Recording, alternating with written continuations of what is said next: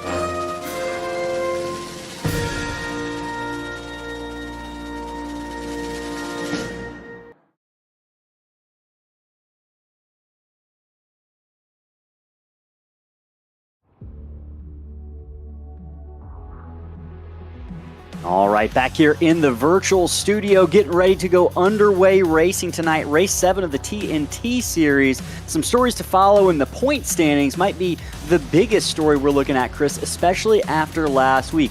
Sure, if you look at the top two, there's a 31-point gap between Aaron Smith and second place Levi Cox. But last week, Aaron Smith it was the first time we've seen him falter all season long.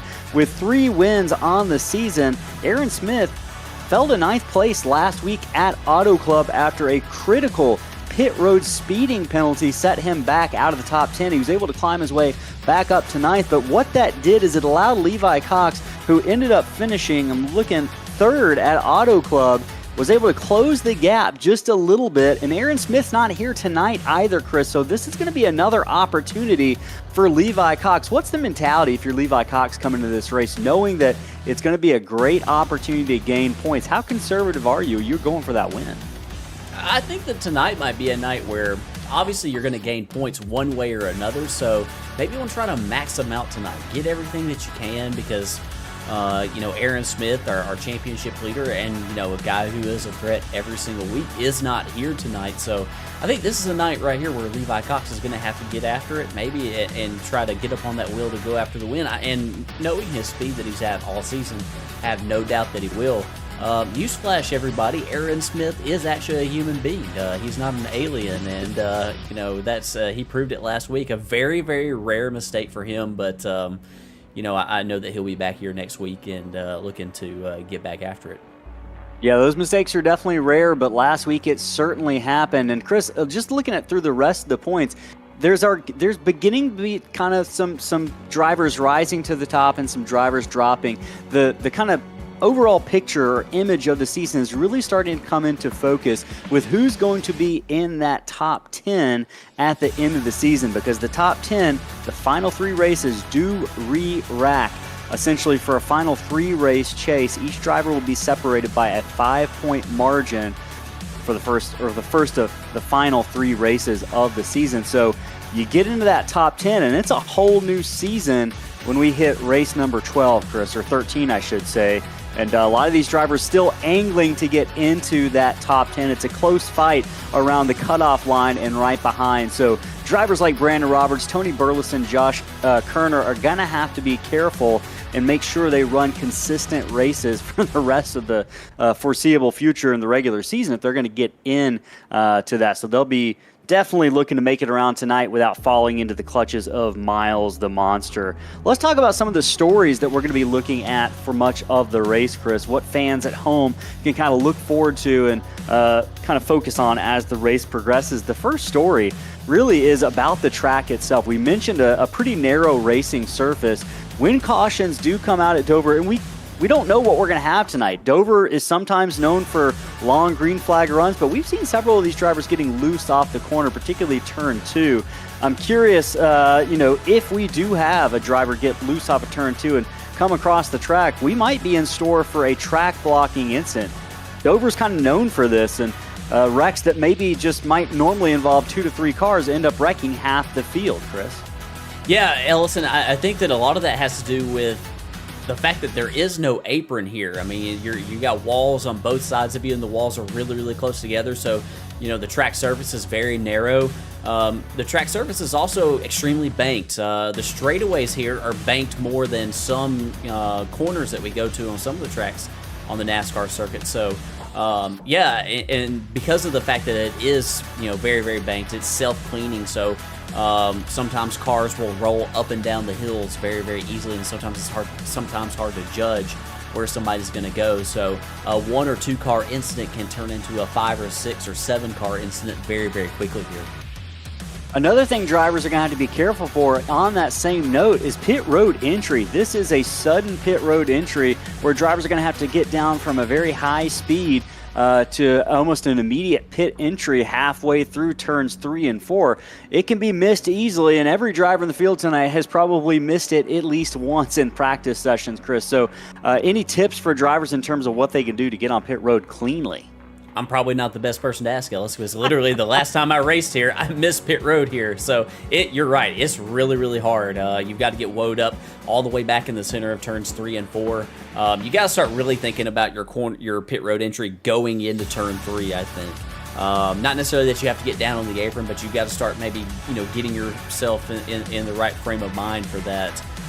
It'll sneak up on you really, really fast. And if you do overcook that entry, you got to be willing to pull back out on the track and go around and do another lap. That's what I did. That's what, you probably see a lot of drivers do tonight, instead of going head on into those tires right there at the end, at the pit road entry.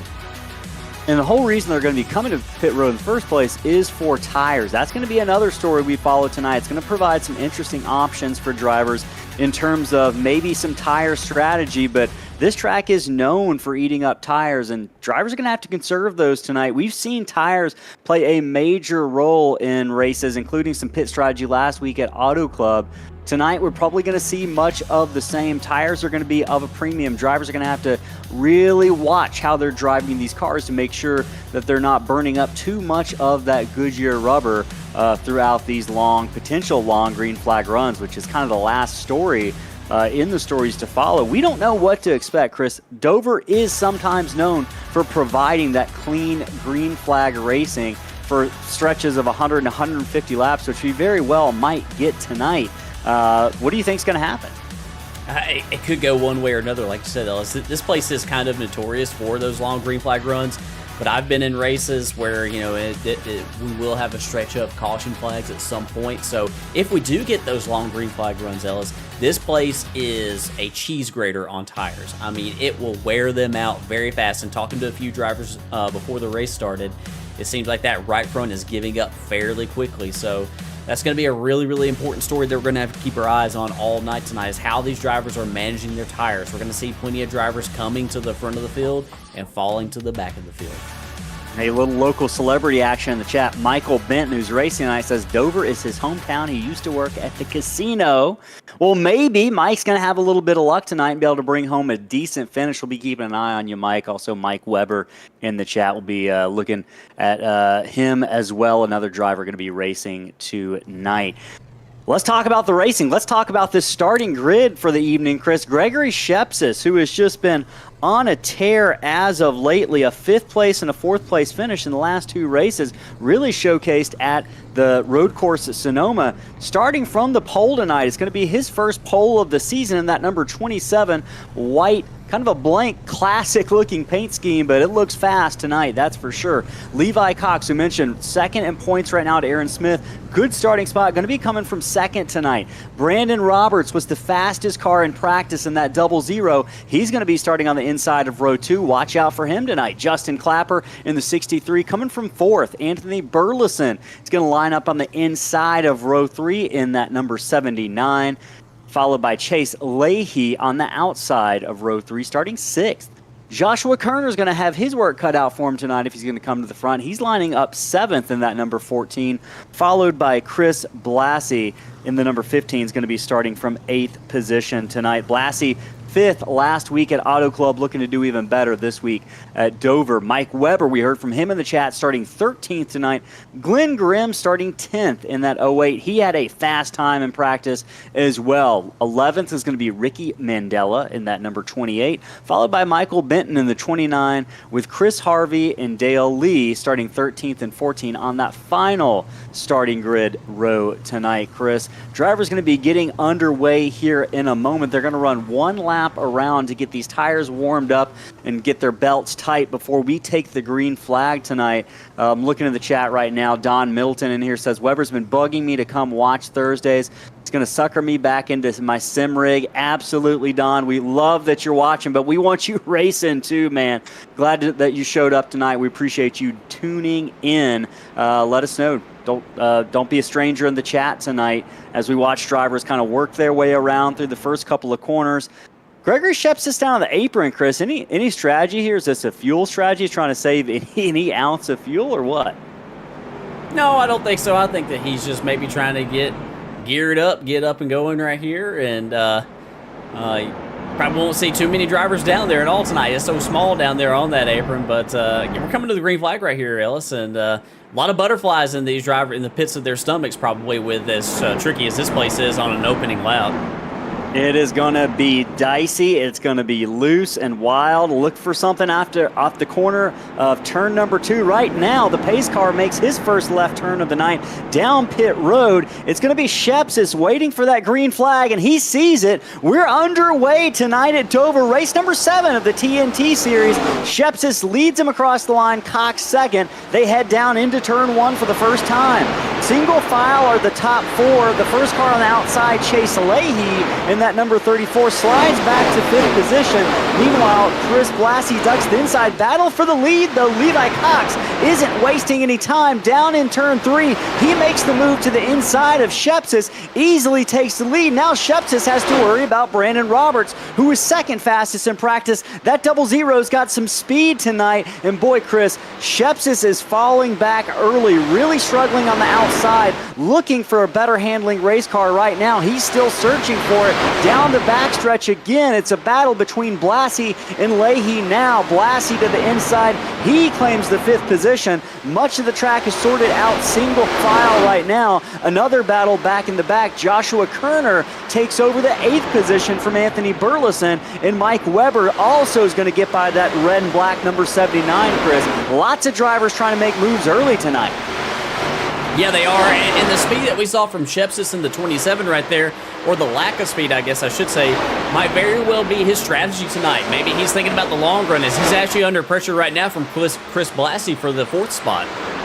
Blassie down to the inside. It's Shepsis in that white number 27 to the outside. He makes it look easy. Blassie now up 4 positions on the night, starting 8th, now 4 laps in. That's a position a lap, along with Glenn Grimm to the inside. Chris, I think based on the handling of this car, you have to assume, as you mentioned, this is tire strategy. We mentioned it in the pre-race. You said this track eats up tires like a cheese grater, and looks like Gregory Shepsis really took that to heart. He's going to try to hold on to those tires as long as possible. He might be we got a car sideways, now. Ellis. Michael Benton into the inside wall.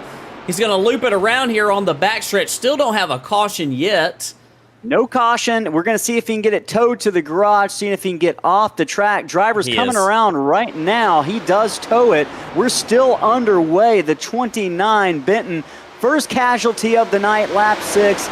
He pulls it to the garage. We'll see if he can get it back out later in the evening. Right now, Chris, the battle for the lead has heated up. Brandon Roberts is within a car length of Levi Cox as they cross the line to come to lap number 7 right now.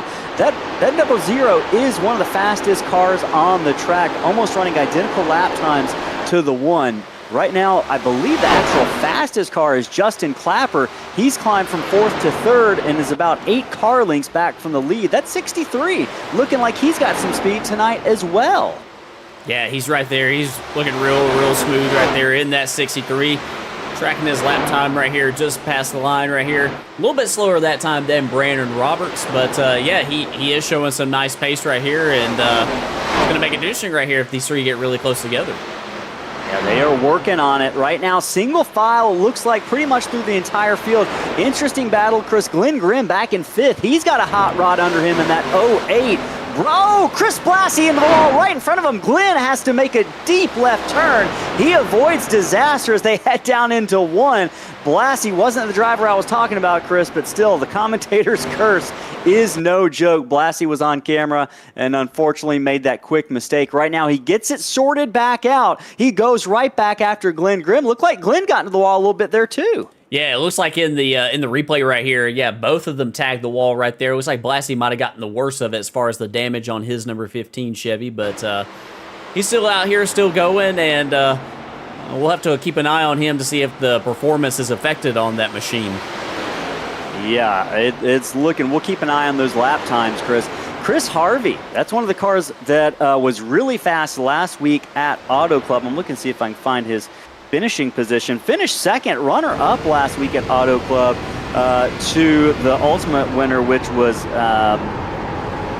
Dylan Reed. Sorry, I missed that race. I'm trying to play catch-up a little bit, but Yeah, Harvey is fast. He's drawn up to the back bumper of Chase Leahy, who's also moved back. And Chris, one of the things I'm noticing right now, it might kind of be revealing of what these strategies are. Gregory Shepsis and Chase Leahy are both teammates. And I've noticed that Gregory Shepsis and Chase Leahy are two of the highest falling cars, I should say. They've fallen the most positions, 8 and 4 positions respectively. I think they're probably on the same page about saving those tires. Yeah. Jerry in the chat. Yeah, go ahead, Chris. I was just going to say real quickly, I think Anthony Burleson is also in that chat with them as well, and he's kind of running sort of like in lockstep with them as well. So not surprised at all that this is probably a strategy that they're employing. Yeah, this is going to be something to keep an eye on, especially this first run of the race, to see exactly how this tire strategy plays out. Is taking it slow and steady going to be the way to eventually win the race? We're going to find out. Hey, a couple people joining in the chat right now. Connor, we are so glad you're here. We love seeing you every single week. Nope, Aaron is not here tonight, so he's rooting for Levi Cox in that number 2 car, or the number 1 car, who's now P1 on the track. Also, Jerry in the chat says hello. He says he's getting iRacing soon. Hell yeah. We are glad we get another convert. This is an amazing service and a simulation. These drivers are putting on a great show tonight, just showing how fun this can be. Levi Cox leading the race right now, P1. He's got Brandon Roberts about 6-7 car lengths back in that 00, and it's about the same length back to Justin Clapper. Glenn Grimm and Chris Blassie, though, Chris, they've stayed tucked up right next to each other. Blassie doesn't really seem too much worse for wear after that contact with the retaining wall in the exit turn 2 a moment ago. He's right back to the back bumper of Grimm here in that number 15, making it look easy. Chris, can we just talk about Chris Blassie being one of these drivers? I know we love talking about him in our Slingshot Racing League races, but Chris is one of those guys who just gets faster and faster and faster every single week since we've seen him for now the past couple of years. And we kind of knew him for being a super speedway specialist with a couple of wins on super speedways and Slingshot Racing League, but now we're seeing him run 4th position at Dover, looking for 4th position, Chris. That is just all you can ask for with the driver, just continuing to learn and long laps and get better. And this is kind of the fruit of all of that for all those drivers out there watching, looking to get better. Glenn Grimm does him a favor and gets into the wall there off of turn number 4. That's a tricky part of the track tonight. Yeah, it really is. And these cars get really light here coming up off the corner. A lot of people describe Dover, and we'll ride on board later to sort of give everybody a perspective of this. People kind of describe Dover as a roller coaster. You go down into the corner and you land. It's like, the big drop at the bottom of the roller coaster. And then you come up out of the corners. And when you come up out of the corners here, just the back end of the car is just sliding all over the place. It gets really, really light. And it might look like that they're doing something wrong, but that's just racing here at Dover. And that's just how it is. It's Joshua Kerner is real close to Glenn Grimm. Yeah, Kerner doing work to try to get that 5th position and wrestle it away from Glenn Grimm. Down the front straightaway they go. It's a side-by-side battle down into turn 1. It's going to be Kerner's position. Mike Weber looking to see if he can capitalize on Glenn Grimm's misfortune. Grimm into the wall once again, just trying to gather it back up. Glenn's now running in the 7th position after starting in the 10th position, so he's still a net positive on the night. Hey, in the chat, Devin Fry asking, is this league on iRacing stats website? Yes, it is. I've typed in the chat the number for you. It's 8965. You can look it up by its league number, Thursday Night Thunder. I know they would love to have more drivers. You can also message us so we can connect you with the league. ssracingleagues@gmail.com is our email address. Chris, good racing going on right now. Lap 22, Levi Cox has stretched that lead out now to over 2 seconds as we watch multiple battles on the track. Really great racing tonight all the way around. Only one casualty so far, Michael Benton off the track early. Dale Lee pulled it aside after 2 laps as well. We've got 13 drivers out there running as fast as they can. Well, I say as fast as they can. We've got a couple drivers that are saving those tires, and we're going to keep an eye on that strategy here before too long, Chris. We're looking at an 85 to 90 lap pit window, so we're getting close to kind of that 33%, 1/3 mark where we likely will see tires start to show signs of wear, and hopefully those cars don't start acting up too much. And right now, we're seeing, I think, maybe the results of a little bit of that, some of those tire shenanigans going on right here. Anthony Burleson, who started 5th, he fell back to 8th. He's just gained a spot back from Glenn Grimm. Seems like Grimm maybe charged on the start, and Burleson took it easy on the start, and you can sort of see the differences right there. I don't know if that's all tire or maybe a little bit of damage on Grimm after he tagged the wall, but Burleson's moving forward. Chris Harvey behind him, who showed a lot of speed last week at Auto Club. He's moving forward as well after starting at the back. He didn't get much practice in tonight at all. I think he elected not to take a qualifying lap, started at the rear of the field. And he's showing how he's got a lot of speed in that Kurt Busch, Roush Racing Team Penske amalgamation sort of. It's something. It is something. I like it, some though. sort of paint scheme. I do too. I definitely like it. Hopefully he's not drinking any Miller Lite while he's driving. At least not too many, right? We've known some drivers who can kick them back while they're driving, and still you would never know. But right now, Burleson doing a good job. Even though he just lost that position to Chris Harvey. Second place last week at Auto Club for Harvey in his first start in the TNT Series. Hey, Paul Thomas joined the chat saying save, save, save. And he knows that very well. He's raced around Dover a couple times. And, yeah, tires are going to be important tonight, Chris. Hey, let's take a moment. I scored my first victory on iRacing in many, many, many races, and I did it by saving tires. So nice. Let that be a lesson to you. Tires are important no matter where you are, and even if you're not that great of a driver, if you can save the tires, you have a chance. Connor says, wow, Benton's 18 laps down. Yeah, Connor, he had a little slideways action off one of the corners earlier and grabbed the backstretch wall. He is going to try to get back into the race, it looks like. Still logging laps, getting that thing repaired. So let's show some love for Benton in that chat, maybe root him on just a little bit. And hey, if you're here tonight, let us know who you're rooting for in the chat. Let's get active. We're going to be giving away a free 1/64th scale NASCAR diecast to one lucky chatter later on in the race. All you have to do is say hello, or anything in the chat for that matter, and you are officially entered to win. We got another giveaway, much bigger, that we're going to be talking about later on. Right now, several cars, Chris. These things are getting looser and looser off the corner. I know we talked about the right front being what we would expect to wear, but I'm seeing these cars increasingly show their right sides when they're getting off the corner. Yeah, and you will see that as the run goes on, and it's just an overall lack of grip. We're just losing grip more and more as the run goes on here. It's just that the right front tends to lose it a little bit quicker than all the other tires. But yeah, you're going to see those things get more and more sideways, especially as they get tighter and tighter in the center of the corner. You're going to crank a little bit more wheel into it, and that just means that, you know, that back end's going to kick out a little bit more on corner exit. We're focusing right here, Ellis, on this guy right here, who in the past 2 laps has passed 3 drivers. Chris Harvey is up to the 5th spot. And he is running some of the fastest laps on the track. I'm curious what the clock's going to have him at this time as he crosses the line. That was a lap time on par with the leader, the second fastest car on track right now.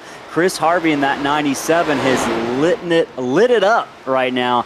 Kind of found a little bit of extra fuel in that tank and a little bit of extra speed as he rolls away around the track. You can see he's got a similar pace to Weber. That time by, he was about 0.3 faster. We're going to see if that changes this time by. He's continuing to close ground on that number 13. Yeah, fastest car on the racetrack that time, Chris, by 0.2. This 97 has found something. Chris Harvey doing the work here early. 33 laps have gone by in the 225-lap race here at Dover. Race number 7 for the TNT Series. Gino in the chat says hello. Appreciate you tuning in, Gio. We're glad you are here tonight. Thanks for saying hi. Let us know what driver you are rooting on. There's the pass for 4th position. Chris Harvey makes it look easy. Mike Weber, Chris, I think he saw it coming, got right out of his way, just like a gentleman.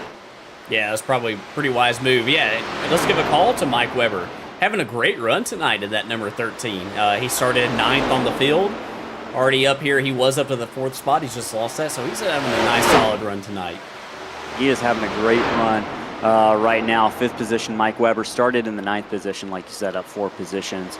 Looking through the rest of the field, Burleson now has caught Joshua Kerner. This is going to be a battle for the 6th position. Burleson looking to, as you mentioned earlier, Chris, climb his way up through the field just a little bit more, saving tires a little bit earlier. Going to see if that's going to pay dividends here. I think we're to that point where we're starting to see it. Looked like Kerner got the wall a little bit off of turn 4. It's going to lose 2 positions, and he continues to drag it. He's got trouble in that number 14. Kerner really struggling through the corner down into 1, Chris. That looked like one of the hardest hits we've seen all night. Yeah, and he's running that very extreme high lane, and I just don't know how that's going to work out for him over the course of a long run. It is fast. You can definitely make up some ground up there because you can generate a lot of straightaway speed with these very, very banked corners here at Dover. But it will destroy that right front tire if you do it often. You see he's down lower on the tracker here. I think that he's realizing that, trying to save a little bit more, and but he is under some pressure here from Gregory Shepsis. Shepsis putting the pressure on Kerner, and Chris Blassie's not careful. Shepsis is going to come right back into it. Shepsis was one of those cars really ran amazingly at Auto Club last week, Chris. Finished 5th at Sonoma the week before. He's on a tear. He's one of the drivers who saved tires, and he's looking to see if he can crack the top 5 once again after starting on the pole. We mentioned it seemed like the fallback was 100% intentional. I think we're going to start to see essentially him reaping the rewards of that right now. Coming to lap number 40 of this race, yeah, Sheps is having a really nice kind of steady run. Haven't seen him have too many problems tonight, and that's going to be key. To have a successful race at Dover, you really have to avoid catastrophe there. Chris Blassie, I don't know if we saw it on that camera angle, but got right into the back, it looked like, of Shepsis there. Both cars getting loose off the corner. The handling of these cars is just getting worse and worse and worse. Yeah, it is, and I think that Joshua Kerner is having looks like he's having a little bit of a difficult time right here in front of Shepsis. He's trying to do everything he can. He's running a little bit of defensive line right there in the corner to try to generate some momentum down the straightaways. I think Sheps is just rolling the center of the corner a little bit better than Kerner is right here, so he's going to complete the pass. Chris Blassie is going to try to follow. It doesn't look like he's going to be able to get there at this time, but yeah, so maybe for the 14, maybe regroup here on this upcoming pit stop to maybe try to think about what you can do to save a little bit more tire for the long run. Absolutely. Hey, Gino says, great coverage in the booth. Appreciate that, Gino. Says we're professional. Well, he just doesn't really know us that well. That's probably why he thinks we're professional. Hey, stick around a little bit longer. Yeah, stick around. Thanks, Gino. Hey, Paul Thomas says, love the in-car shots. I think that's I think he might be being facetious. I think he wants some in-car shots, Chris. I think we should give him what he wants and maybe go on board with one of these cars. Looks like Leahy's got some speed under him. We might be seeing a couple passes from him in the upcoming laps. Yeah, he's going to get around the 15 right here of Chris Blassie. He was kind of falling back right there early in the race with Shepsis. Those guys were in the same chat, so we think that maybe they are working together. Look at Leahy all the way up here, up high as well. That's what Joshua Kerner was doing earlier, but Leahy's waiting a little bit longer in the run to do it here, so I think that's why you're able to see. Oh, and I think he overdrove that one. Yeah, I think he got up a little bit higher than what he wanted to, but see how he gets to run down the hill and watch the momentum that he's able to gain right here on the 14 because he's in the throttle a lot longer than Joshua Kerner is. He's going to try to do the exact same thing right here. Ellis, I said this is kind of like a roller coaster track, and you really get that perspective here riding on board right here in the passenger seat. Yeah, there's a lot of undulations up and down with these steep bankings. Drivers definitely feeling it in these virtual race cars tonight. You can see a couple cars moved up the track just a little bit, including Leahy as well as Kerner, who is in front of him in 8th position. As he gets ready to make the pass, we'll ride on board and watch it live. Oh, it looks like Kerner got loose right there. Here comes Leahy. He's going to complete the pass. Going to get around Kerner. Very loose race cars for sure. Hey, Paul said we're the best in the business. I think that's biased, but hey, we appreciate it anyways. Right now, great racing going on all across the track. Chris Harvey is closing the gap. Meanwhile, on the 3rd position, Brandon Roberts on pit road, Chris. First taker. This is early. He struggles. Looks like he locked up the tires lap 47. We had heard that 85 to 90 laps was the pit window. Interesting strategy here to come in early and take these tires unless something is wrong with that number 00. Well, they do have a lot of sets in the pits, Ellis, so you got a lot of tires that you can work with You know, if you feel like maybe you're in trouble a little bit, you know, you will get a warning from your spotter, from your crew chief, telling you that you're wearing the tires out, and usually that, you know, marks that you're pretty close to blowing out a right front tire.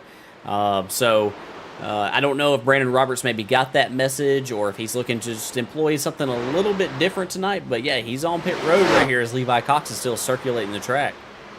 Cox is still running around the track. Chris Harvey, the fastest car on the track at this point, working his way through a little bit of traffic here. He's going to be up on Justin Clapper's rear end here in just a moment. There goes the 97, almost into the back of the number 63 of Clapper. This is going to be a battle for second. They're meanwhile navigating around a car that is on fresh tires. I believe that's Benton in the 29. He's got to be careful. Or is that? I think that's Ricky Mandela. Ricky Mandela in the 28. Yeah, and another I think, car coming down pit road here. I think that Mandela is on fresher tires, which it makes it a little bit difficult for these guys who are on the lead lap, who are on older tires right here, because they're kind of going close to the same speed, and you just got to be real patient and real careful here, as Harvey is going to try to follow Mandela to complete that pass. He completes the pass. 97 of Chris Harvey up to the second position, trying to chase down Levi Cox as we kind of enter into what we think might be a pit cycle here with several drivers on pit road right now. Brandon Roberts was the first ones to come down. Glenn Grimm has hit pit road in that 08 as well. Ricky Mandela came down earlier. Going to be keeping an eye on the leaders here. How long, if you're Levi Cox and Chris Harvey, can you allow these guys who weren't too far off your pace to come down and grab those tires early? Well, if I'm Levi Cox, I'm feeling like Superman right now, and I'm feeling real confident. He's got a 10-second lead over Chris Harvey.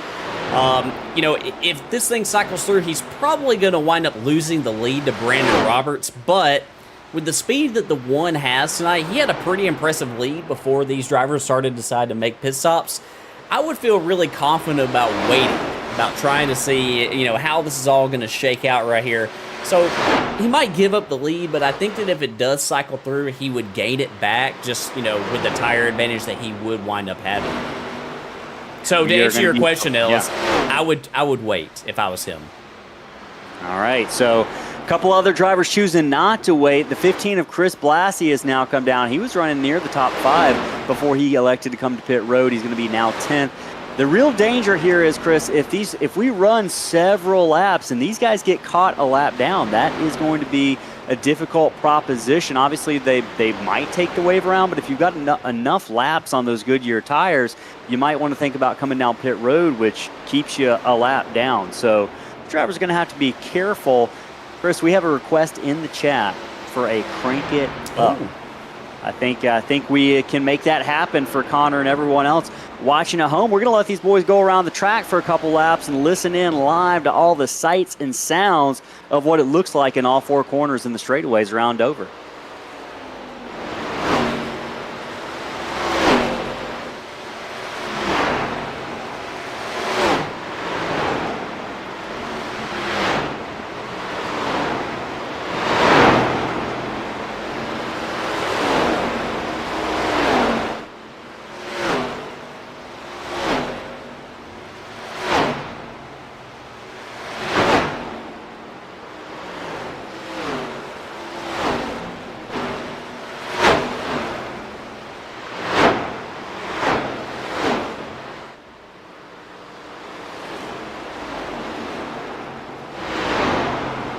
Oh, well, so we got a car sideways.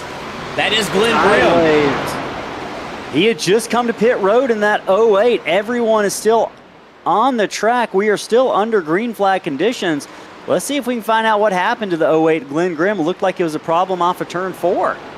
Yeah, it did. It looks like he got a little bit sideways. You mentioned it before, Ellis. These cars. Oh, and I think I know what happened. We're going to go back and watch this. Got the apron. Yeah, his left front just clipped the apron, and that is such an easy mistake to have happen here.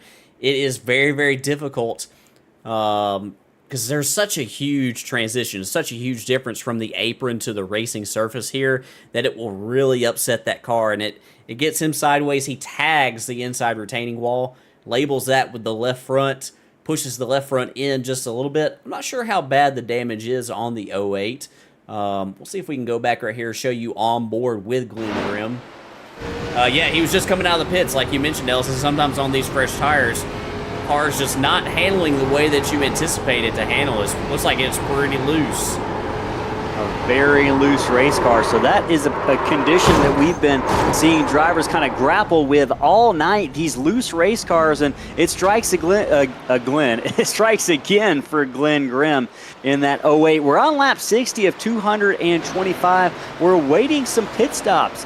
Pretty much all but the top 6 have come down pit road for their second set of tires on the evening. You had mentioned that you thought it was probably a sound idea for Levi Cox just to stay out as long as he possibly could, or certainly wait a good while until he came in to match that pit stop by the people running, 6th on or 7th on back. And right now, Chase Leahy is the last car that has not seen pit road yet in 6th position. And interesting little just number here.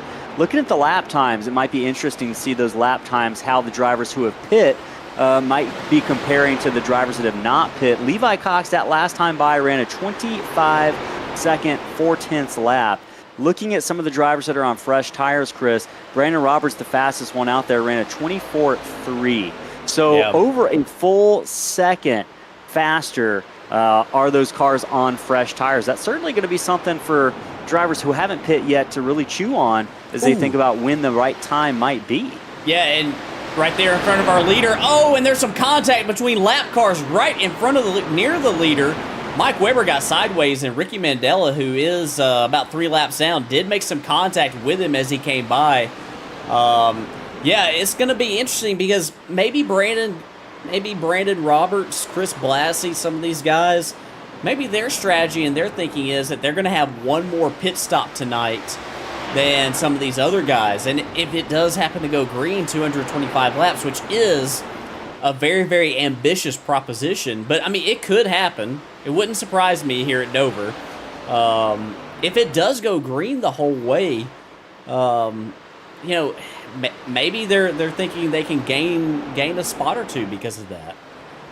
Yeah, all is kind of still up in the air right now. Final kind of assessment of what's going to happen isn't going to come into focus till much later in this race, but you can see the difference in lap times just simply based on who's seen pit road and who hasn't, Chris. Another couple of drivers coming down pit road. Leahy's on pit road. Justin Clapper's on pit road. Mike Weber is on pit road. 5th, 6th, and 7th have hit pit road for the first time tonight. Looks like a couple of them are going to come off together. That is Clapper and Leahy going to roll off pit road. They've got to crawl around that apron before they can weave it right back onto the track to try to blend in with the rest of traffic. Paul Thomas says a couple of flat spots on those new tires for Glenn Grimm from his incident earlier. I think those flat spots might be the least of his worry, picking up some damage on that inside wall after grabbing that apron on lap number 59.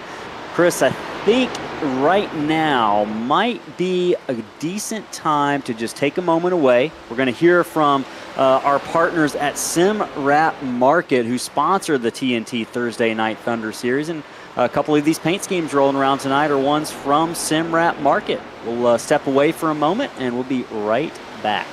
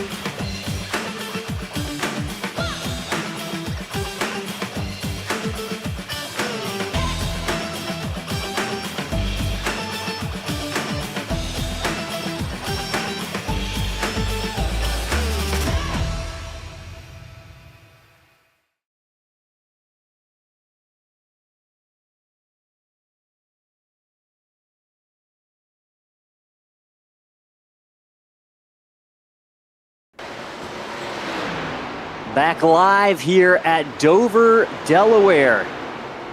Race number 7 for the TNT Series, lap number 71. Ellis Thomas and Chris Smith here in the Slingshot Racing Media booth. Thanks for joining us. If you're tuning in or if you've been watching all night, let us know you're here in the chat. Levi Cox continues now to stretch the lead on Chris Harvey. We thought Harvey had maybe something for Levi Cox tonight, but right now Cox, whether he's just using those tires more efficiently and effectively, he's jumped out to a 13.5-second lead, making Dover International Speedway look easy right now in that number 1. We're waiting a pit stop from the top 3. Cox, Harvey, and Shepsis in that 27 are all yet to hit pit road for the first time tonight. We know their tanks will get them to somewhere around lap 85 to 90. We're just about 10 laps outside of that window right now. So we'll be keeping a close eye in the next couple of minutes to see when that one hits pit road. And it looks like there is the answer. Harvey's on pit road for the first time tonight. Yeah, he's on pit road right here. We had a request to ride on board right here. We will ride on board as he makes the pit stop. He's got the early pit stall. And as he does that, you won't be able to see his crew, but he sees his crew, and they're jacking up the right sides of that machine right here and performing pit service. Yeah, and it's a good, solid 47-second trip down pit road and out. And that just feels like an eternity, especially at Dover, where it's an exceptionally low pit road speed, and you see those cars just screaming by, at an arm's length over to your right. And right now, he's going to roll off pit road. We'll see how his lap time compares. That one of the fastest pit stops, Chris. In fact, he got on and off pit road the fastest of any driver so far tonight after all but 2 drivers have hit pit road. And here comes Levi Cox. The leader is on pit road for the first time tonight. That one brings it down slowly, getting ready to come to the attention of that pit crew. Lap 75 looks like he is going to try to stretch it as much as he could, but he had enough. And Levi Cox, slow crawl down pit road. Looks like Gregory Shepsis also followed him in on the same lap. 27 of Shepsis looking to maybe close a little ground here with a little bit of tire strategy, holding on to those things as long as he could. And lap number 76 of 225. Go ahead, Chris. I was going to say, watch to your right here. We just saw the new leader flash by. That is Brandon Roberts. He is going to assume the lead. Him coming to pit road a solid 30 laps before Levi Cox. That's the difference in those tires. And this is going to be interesting to see as he has to deal with looks like the car of Michael Benton, or that might have been Glenn Grimm. I'm having a hard time. That was Michael Benton in that 29. This is going to be interesting to see how big he can build this lead. Right now, it's at 10 seconds over Levi Cox, Chris. So the early answer to what strategy is better, I think we're going to see Brandon Roberts really reaping the rewards of that early pit stop, but we're going to have to follow him and see how quickly Levi Cox is going to be able to close the ground on what, as you mentioned, are 30-lap newer tires from that number 1 car who had been the leader before he came down pit road. So I think, Chris, this is going to be interesting strategies we see on display tonight. Drivers really have to use their thinking caps in a way that, most people don't really give them credit for, but tonight it's all hands on board to figure out what the best pit strategy is going to be. And Levi Cox runs the fastest lap of the night. I think we've gotten our answer, Chris. He is basically, looks like he's sending a shot across the bow here to Brandon Roberts saying, hey, if you thought that pit strategy coming early was going to do you good, watch me close the distance to you in about 10 laps. And as you can see, we're waiting on getting the data from Levi Cox, waiting for those tires to come up to pressure fully. And I'm curious to see if we watch it this time. He works his way through traffic. Curious to see what it's going to look like here on our battle box forecast from Pierce Graphics. And you can see he was over a second quicker the lap before. This time by Gregory Shepsis says fastest lap that time by 1.3 seconds faster for Levi Cox. And it's showing about 5 laps. That's all it's going to take to make up 5 seconds, Ellis. Yeah, and that is our answer for whether or not, I think both of us were caught off guard a little bit by Brandon Roberts jumping out to a 10-second lead. But I think we're seeing the effects of, you gain it up front, but you are going to pay as soon as that driver comes in and gets those fresh tires. And that is exactly, it looks like we might get a pit stop here. Here comes Brandon Roberts. You heard us talking about him. The 00 is going to come down pit road for the second pit stop of the night, Chris. Oh, he gets it woed up in time. It's looking like a 40-lap strategy, and here's what I think he's thinking, Chris. I think he's thinking he's going to come in every 40 laps and use all 6 of those sets of tires they have in their pit stalls tonight. What do you think of that strategy? Yeah, that's interesting. I don't know if it's going to work out for him, but I'm going to be curious to see where he winds up finishing tonight. This is all assuming if it goes green, and I think that's very ambitious of us to think that it will. But, these guys, they're really good every single week, and they put on a really good show, and they're very clean. So if there is a track where that is a likelihood, I think that this is probably one of the better options for it. So, yeah, I'm going to be curious to see how it all plays out for him. It might wind up gaining him a spot or two by the end of the race. It very well could. We're kind of seeing some Formula One strategies emerge with how many pit stops you're going to make. You don't see that often in races like this, Chris, but you mentioned it. With long green flag stretches and the 225-lap race, it offers a lot of wiggle room for driver strategy. Yeah. And it's all down the drain right here as he is still on pit road. It looks like he is serving a speeding penalty. Yep. I saw him come in hard and looked like he smoked the tires a little bit. He had to come. They held him in his pit stall. He's been there for over a minute now and 20 seconds, and that has to feel like an eternity. Probably going to go at least, he's 3 laps down now, back in the 11th position. And with a race where we haven't seen any cautions tonight, lap 85, over a third of the way through this race, that, as you mentioned earlier, is going to be a really difficult proposition for Brandon Roberts to come back after a costly mistake. Good catch on pit road for 1 minute and 28 seconds. That was likely a, trying to think, that's probably a 30 to 40 second hold in his pit stall for that pit road speeding violation when he came in. And we mentioned it, Chris, getting on pit road is tricky. It was one of the pre-race stories to follow and watch. And there was the first example we've seen of a driver kind of falling victim to that very difficult pit road entry. Speaking of very difficult, I got a trivia question for folks who are watching in the chat right now. Let us know if you think you have an answer or you want to take a guess at it. Let's see who can get closest. It is a Dover-related trivia question. Approximately how many yards of concrete did it take to build Dover?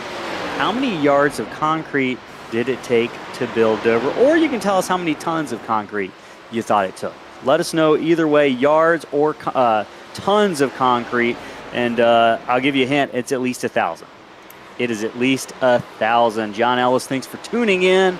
Appreciate you tuning in and watching. We'll get you on iRacing here shortly. Chris, lots of folks tuning in tonight saying they're going to get into iRacing. How about that? Based on what they're seeing. So I'm glad we're able to illuminate folks into how awesome iRacing is as we watch the action around the track right now. Yeah, let us know how many tons of concrete you think it took to build what Chris calls the concrete monstrosity here at Dover. Too many. Don Middleton with the first guess of the night, 40,000 yards. 40,000 yards, a lot of yards of concrete. We'll give it a little bit of time to have some more guesses fill in the chat. Let us know what your guess is as to how many yards of concrete it took to build Dover.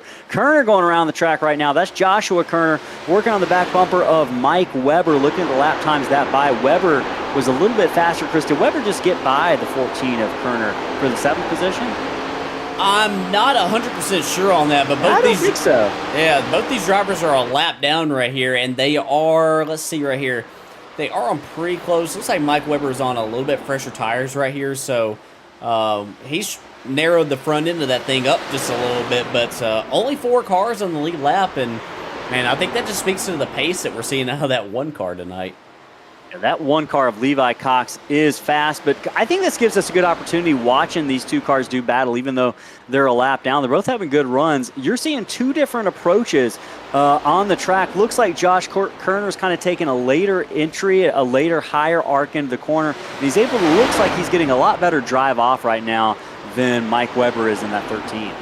Yeah, it looks like Weber's more interested in just wrapping the bottom around the track, just trying to keep that left front pinned all the way around the corner right there, and Joshua Kerner's more interested in maybe taking that late as our view gets cut off by the grandstands right there. But looks like he's more interested in taking that late arc down, and he's going to look to the inside right here of Weber.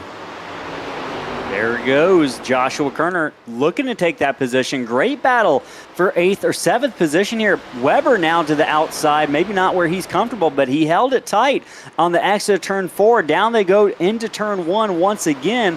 Will Weber continue to mash that throttle and try to remain side by side into the wall? The 13 of Weber tags the wall, and that is a tale as old as time. We've seen it many times tonight, Chris. The exit of turn 2 is the toughest place on this track. Arguably, that's where we've seen drivers get into the most trouble, and we saw it happen to Mike Benton there, or Mike Weber in the number 13 as he slides back to the 8th position. Chris, looks like people are stumped on this question. How many yards of concrete do you think it took to build Dover? How many tons? Any guesses? Just way too many, because concrete doesn't belong on a racetrack.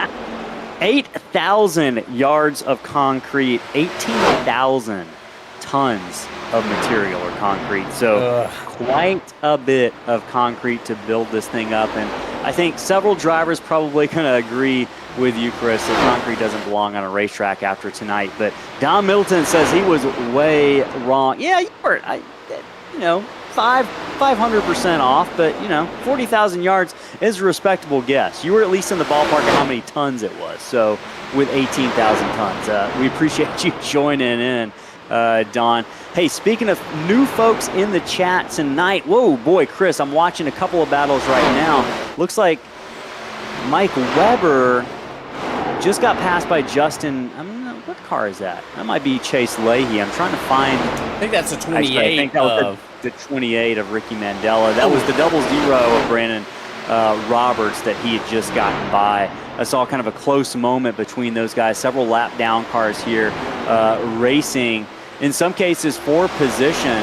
I believe, yeah, you mentioned Ricky Mandela. Not a bad run in the 11th position tonight, trying to work his way under Joshua Kerner. It's not for position. Ricky had some trouble earlier in the race, but's gotten it back going. So we appreciate Ricky. Yeah, it takes a lot to get back out on the track after you've had those troubles, Chris. He says this is one you might appreciate. Any guesses who Ricky Mandela's favorite driver is?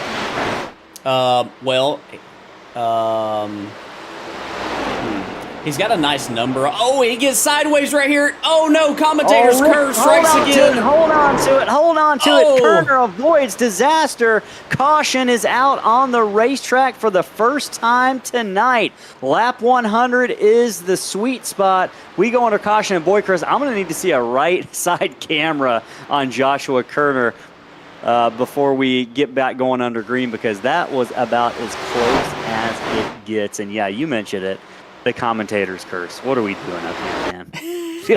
Feel bad after that one. Yeah. He just got sideways right here, got behind on the steering just a little bit. He was trying to catch it. He was doing a nice job right here. And he does a nice job of keeping it out of the wall. Cuts the wheel back to the left. Joshua Kerner just squeezes by right here. And, he got lucky. I don't know if we have a right side camera shot on Kerner. We might. So I'm going to see what we can do. As you're looking for that, it is going to bring every single car that is on the lead lap down pit road, and I can tell you that's 5 cars right now.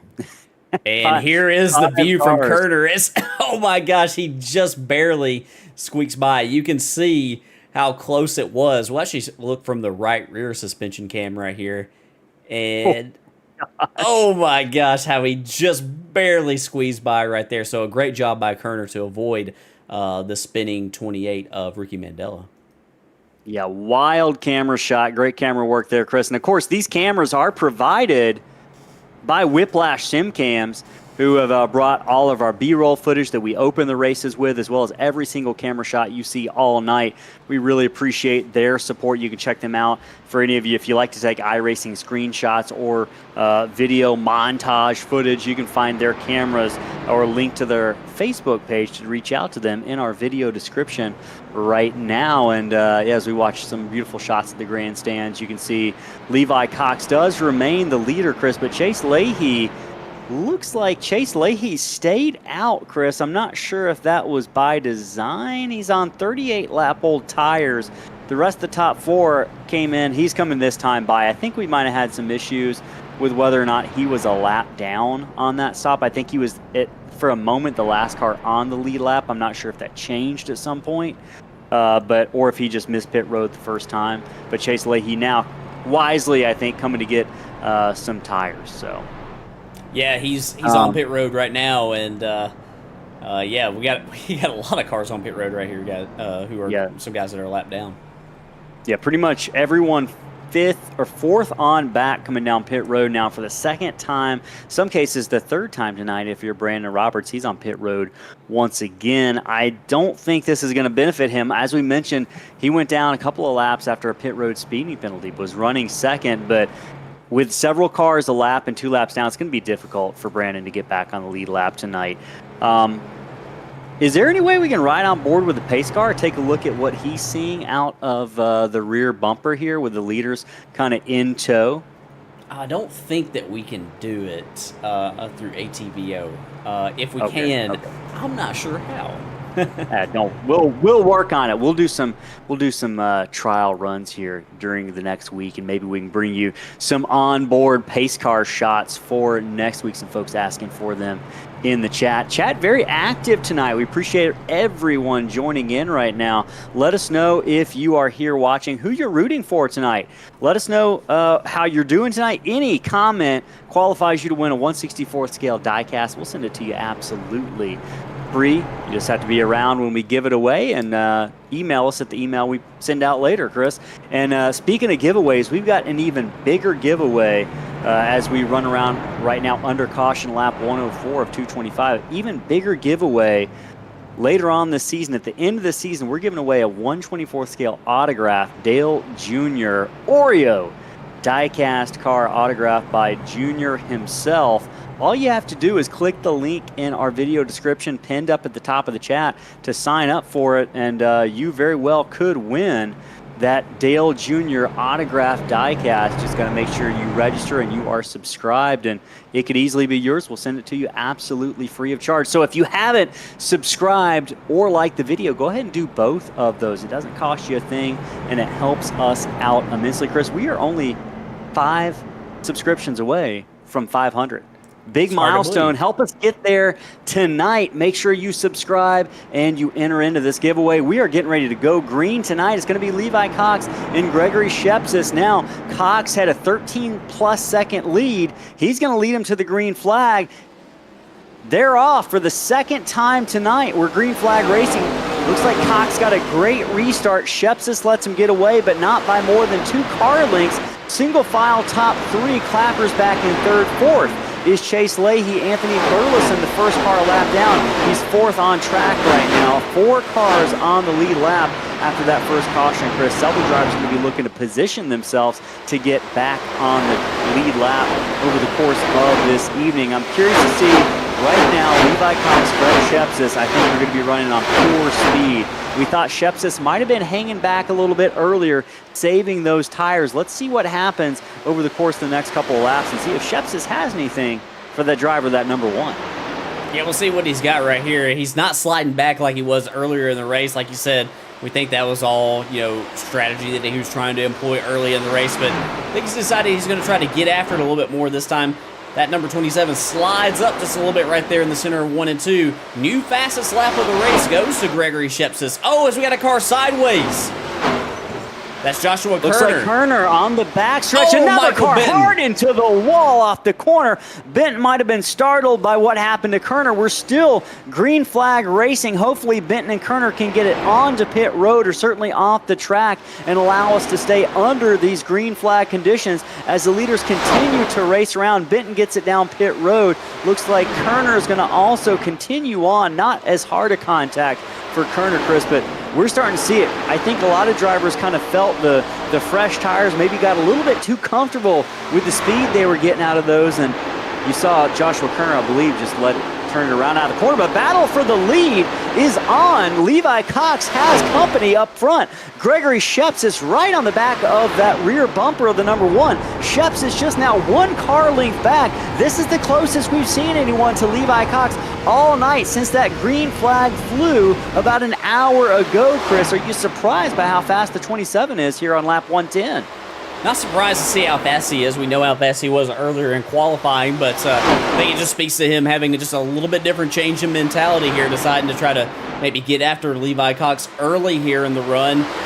We've had a caution right here that's kind of maybe let everybody regroup. Maybe they felt like they let Levi get a little bit too far out in front. I don't think it's a situation where they let him get out in front, but I think that maybe they feel like they let him have a little bit too much track position early. Ooh. Oh, here he is. He thought about it. He edged out that nose just to the left a little bit. Looks like Sheps is a little bit different line. We'll see how it helps him get off the corner. He's trying to set up Levi Cox for the pass off of turn 4. Little loose, little wiggle. Doesn't have the momentum to pull off the pass down into 1. He's going to have to wait at least another corner. Levi Cox says, I might try that little later entry into the corner, and look at the momentum he's able to gain on Shepsis off of 2, Chris. Looks like he's taking a play right out of Shepsis' playbook. Great mirror driving and just kind of adaptive racing by Levi Cox up front in that 1. Yeah, he's doing a great job right here. Both these drivers doing a great job. A real mental game going on right here between the top 2, and that's letting third place Justin Clapper get a little bit closer. He's inching closer and closer as well.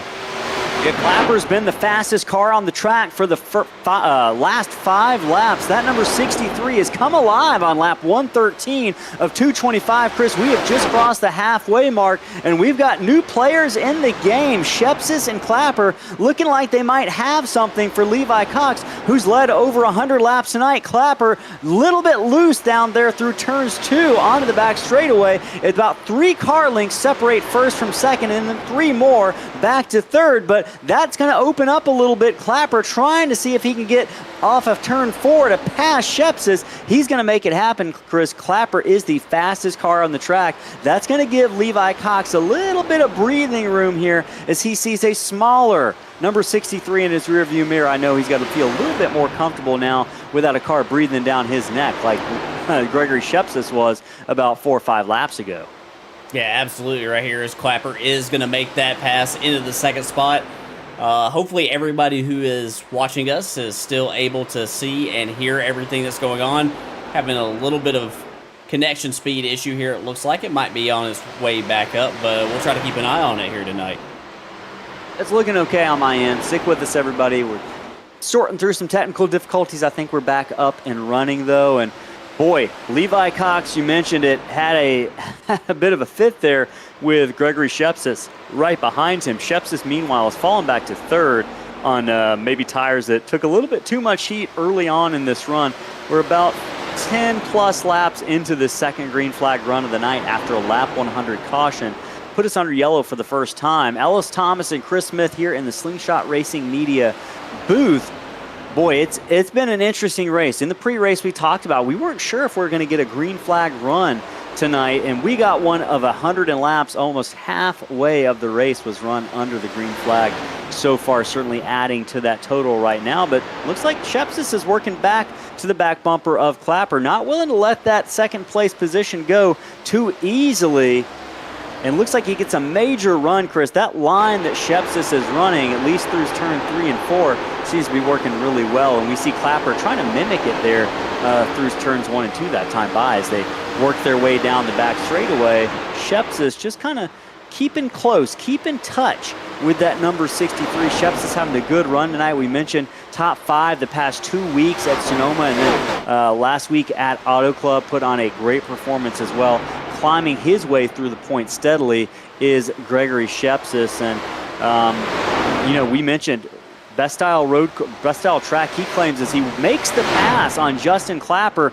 They're tight. Look at that. You could slide a sheet of paper in them there. Looks like the 27 might have pushed up the track just a little bit on exit of turns 3 and 4. Isn't able to complete the pass on Justin Clapper. Interesting. I'm kind of seeing both drivers experiment with racing line just a little bit, Chris. And I was going to mention that Gregory Shepsis is really, he says road courses are his best style of track, but He's doing really good tonight. Any similarities, not to put you on the spot here, any similarities between Dover and a road course? None that I can think of, honestly. Think about it here. Other than it requires a little bit of finesse here. You got to be very, very easy on that throttle, easy on that brake on corner entry.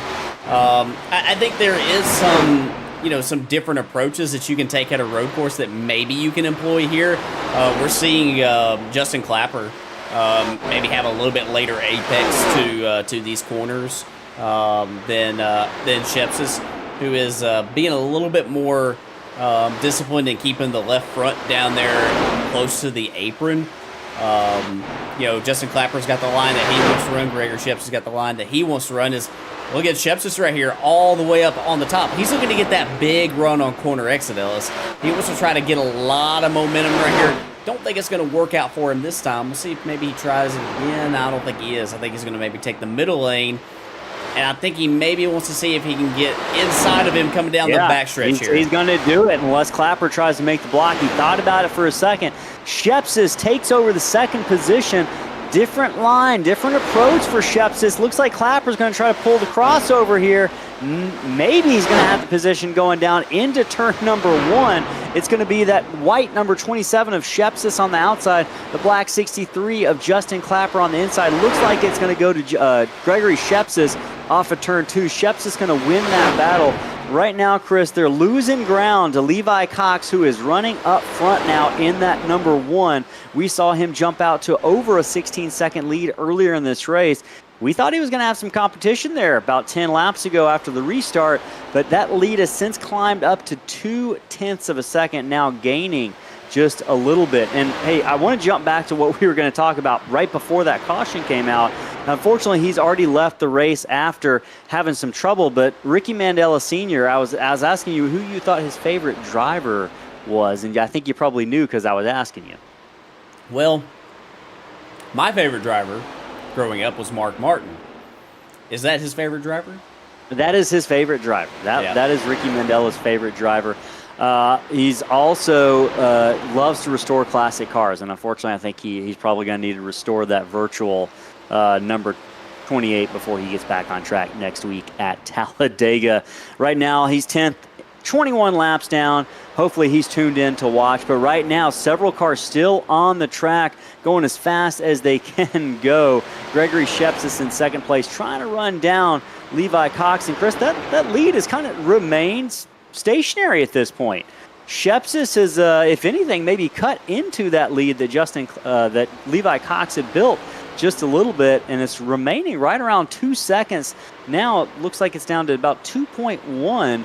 So Shepsis may be making a little bit of ground, and Shepsis is running that kind of middle to high line. What kind of impact is that going to have on those tires over the course of this run? Does that high line eat those tires up any more than the lower line?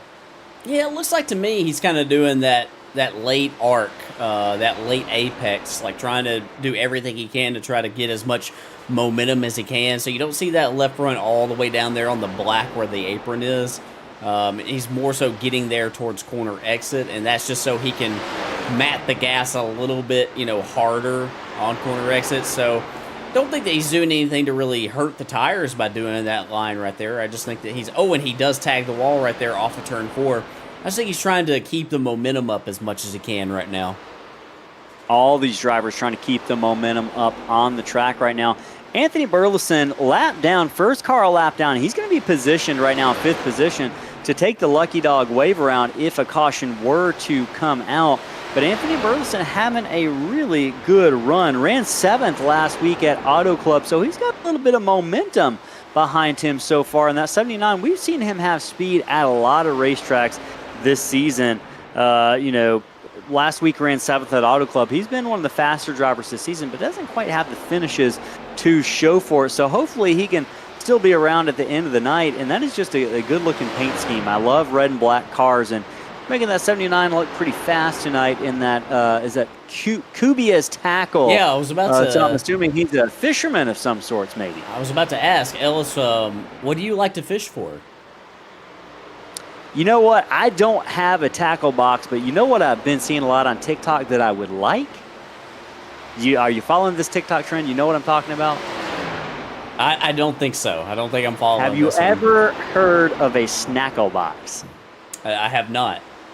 So What it's is a that? tackle box, but it's filled with candy and cookies and all sorts of snacks. I hate this timeline The that we're living things in. these people do. I'm not a big fisherman. We've been fishing a couple times. I think last time you and I went fishing, I backed the boat into a yacht. Fortunately, there wasn't any significant damage done, and the authorities never found out. Hopefully, they're not watching. But right now, yeah, that Cubia's tackle running in the 5th position. I know you like to fish. When's the last time you went fishing? It's been a little bit too long. It's been a while. Just been too busy to go fishing. But yeah, I'm curious to know about this tackle. I might check it out later to see what they offer. I'm more into bass fishing than anything else. So here in Alabama, we have an abundance of bass fishing locations. So yeah, I'll check them out, see what they got. Man, that's a bad bass looking car right there. Nice. Good one. We got dad jokes all night long, folks. Right now, Levi Cox is your leader in that number 1. He's P1. He stretched it out to a 1.8 second lead, Chris, but I'm noticing Gregory Shepsis is closing that lead now down to 1.8 seconds. It was 2.2, 2.3 earlier, so eating into it just a little bit. That's going to be something we talk about and follow when we come back from a short commercial break. We're going to hear from our partners at Sim Wrap Market and see a little bit of an ad from iRacing. If you want to learn about it, check them out at iRacing.com. We'd love to have you on the track with us. We'll be back in just a moment.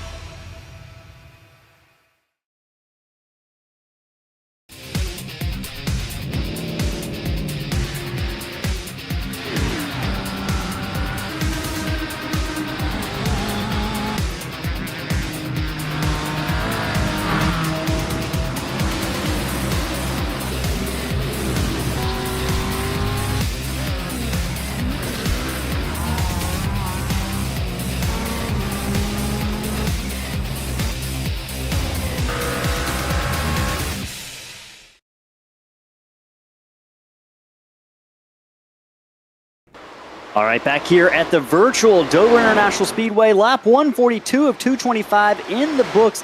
Levi Cox continues to lead. He stretched it out just a little bit more, now just over 2 seconds. Justin Clapper sits 3rd in the number 63, followed by Chase Lehu 4th in the number 34. Right now, it's big gaps all around the field. Drivers have kind of settled in, but cars are not handling any better than they have consistently all night long, Chris. We've been watching these drivers really struggle. Dover is a track that really tests even the best of them. You know, Aaron Smith, who is our points leader, I think he took off tonight because he was afraid of Dover. No, I'm just kidding. Aaron Smith, our driver who's actually first in the championship points, he did something really cool, and I think is still in the process of doing something really cool. He is actually at a driver combine driving, I believe, I think are they the MX-5 Mazda cars this week? I'm not sure, but I'm interested to see how that goes for him. Yeah, I'm just looking at his Instagram right now, and he's uploaded several different stories. Let's see if we can. I'm just looking at some of the. It was at New Jersey Motorsports Park. It looks like he just finished it up today. So I'm curious. We'll hear from him next week how he did in this. But I'm just trying to follow some of his stories that he's been posting regularly throughout the week. And Yeah, he went out and drove real race cars. I think this was a sort of testing program for a team who runs sports cars to see what some of these sim racing drivers kind of had. And I think he was actually maybe one of the only sim racing drivers in it. I think there were some real race car drivers as well. So again, this proves Aaron Smith, sim racer, these skills translate into real race cars. This thing is a simulation, as you watched that iRacing ad just a few moments ago. These drivers are getting after it. This is not, they're not running around with controllers. Not that there's anything wrong with that. But these folks are, as we watch a couple cars get really loose off the corner, these folks are running around with steering wheels and pedals, and they're cranking this wheel to the left as hard as they can every few seconds to get through the tight confines here at Dover. And I would be surprised if several of them were breaking a sweat right now. Hell, I'm breaking a sweat just sitting here watching these guys wrap their way around this track and get loose pretty much every single corner. Let us know if you're here watching who you are rooting for, who you think is going to win this race. Is Levi Cox going to walk away with it? We're going to have another caution. Go ahead and give us what you think the forecast for the rest of this race will be in the chat. Chris, what do you make of it so far as we cross the halfway point? Anything surprise you? What stands out to you as things that have kind of been the major stories the first half of this race? Well, I don't think I have too many surprises. I am very impressed by the speed of Levi Cox tonight. I'm not surprised at all to see him leading the race at this stage, but the lead that he built up before that first round of pit stops, that was very, very impressive, and that's considering the fact that he jumped out there to an early lead. That sort of lends to the idea that maybe he's pushing a little bit too hard, and those tires maybe are going to come back to bite him just a little bit. But Levi is, he was able to jump out there early, but just continue to build his lead over the course of the long run. And we haven't seen that car sideways too much, so I just think that's very, very impressive for him. We only got 4 cars on the lead lap, and that's not an indictment on any of the drivers here in this league. This is just how it is in Dover. You're going a mile in 23 seconds, Ellis. I mean, you're going around this place really, really fast, and sometimes that's just what happens. There can be a real big difference in speed between drivers on a track this difficult and with this much tire wear. Yeah, and I think it's telling that in the chat right now, just a moment ago, Josh Kerner said that Levi is going to win this race, and he typed that almost right before he got passed by Levi to go another lap down. Several drivers having rough goes of it tonight. Contact with the wall has been a constant struggle with, I think, pretty much, Chris, I don't think it's a stretch to say that every driver on the track tonight has at least had a little bit of contact with the wall, either on the exit of turn 2 or turn number 4 over the course of the evening. Of course, Levi Cox has had the least amount of contact, running first right now. He's opened up to about 3.3 seconds over Gregory Shepsis, who has had a fast hot rod under him tonight. Justin Clapper still back in that 3rd position, running in the top 5 much of the second half, or much of this entire race. Chase Leahy in 4th. I want to mention Levi Cox. He put in his notable accomplishments field for a form we send drivers every season to learn a little bit about them. He said he's won a few wins in the World Series of Sim Racing, which is most certainly one of the better well-known leagues out there, very highly competitive league. So Levi Cox is no slouch. He wins, looks like everywhere he goes.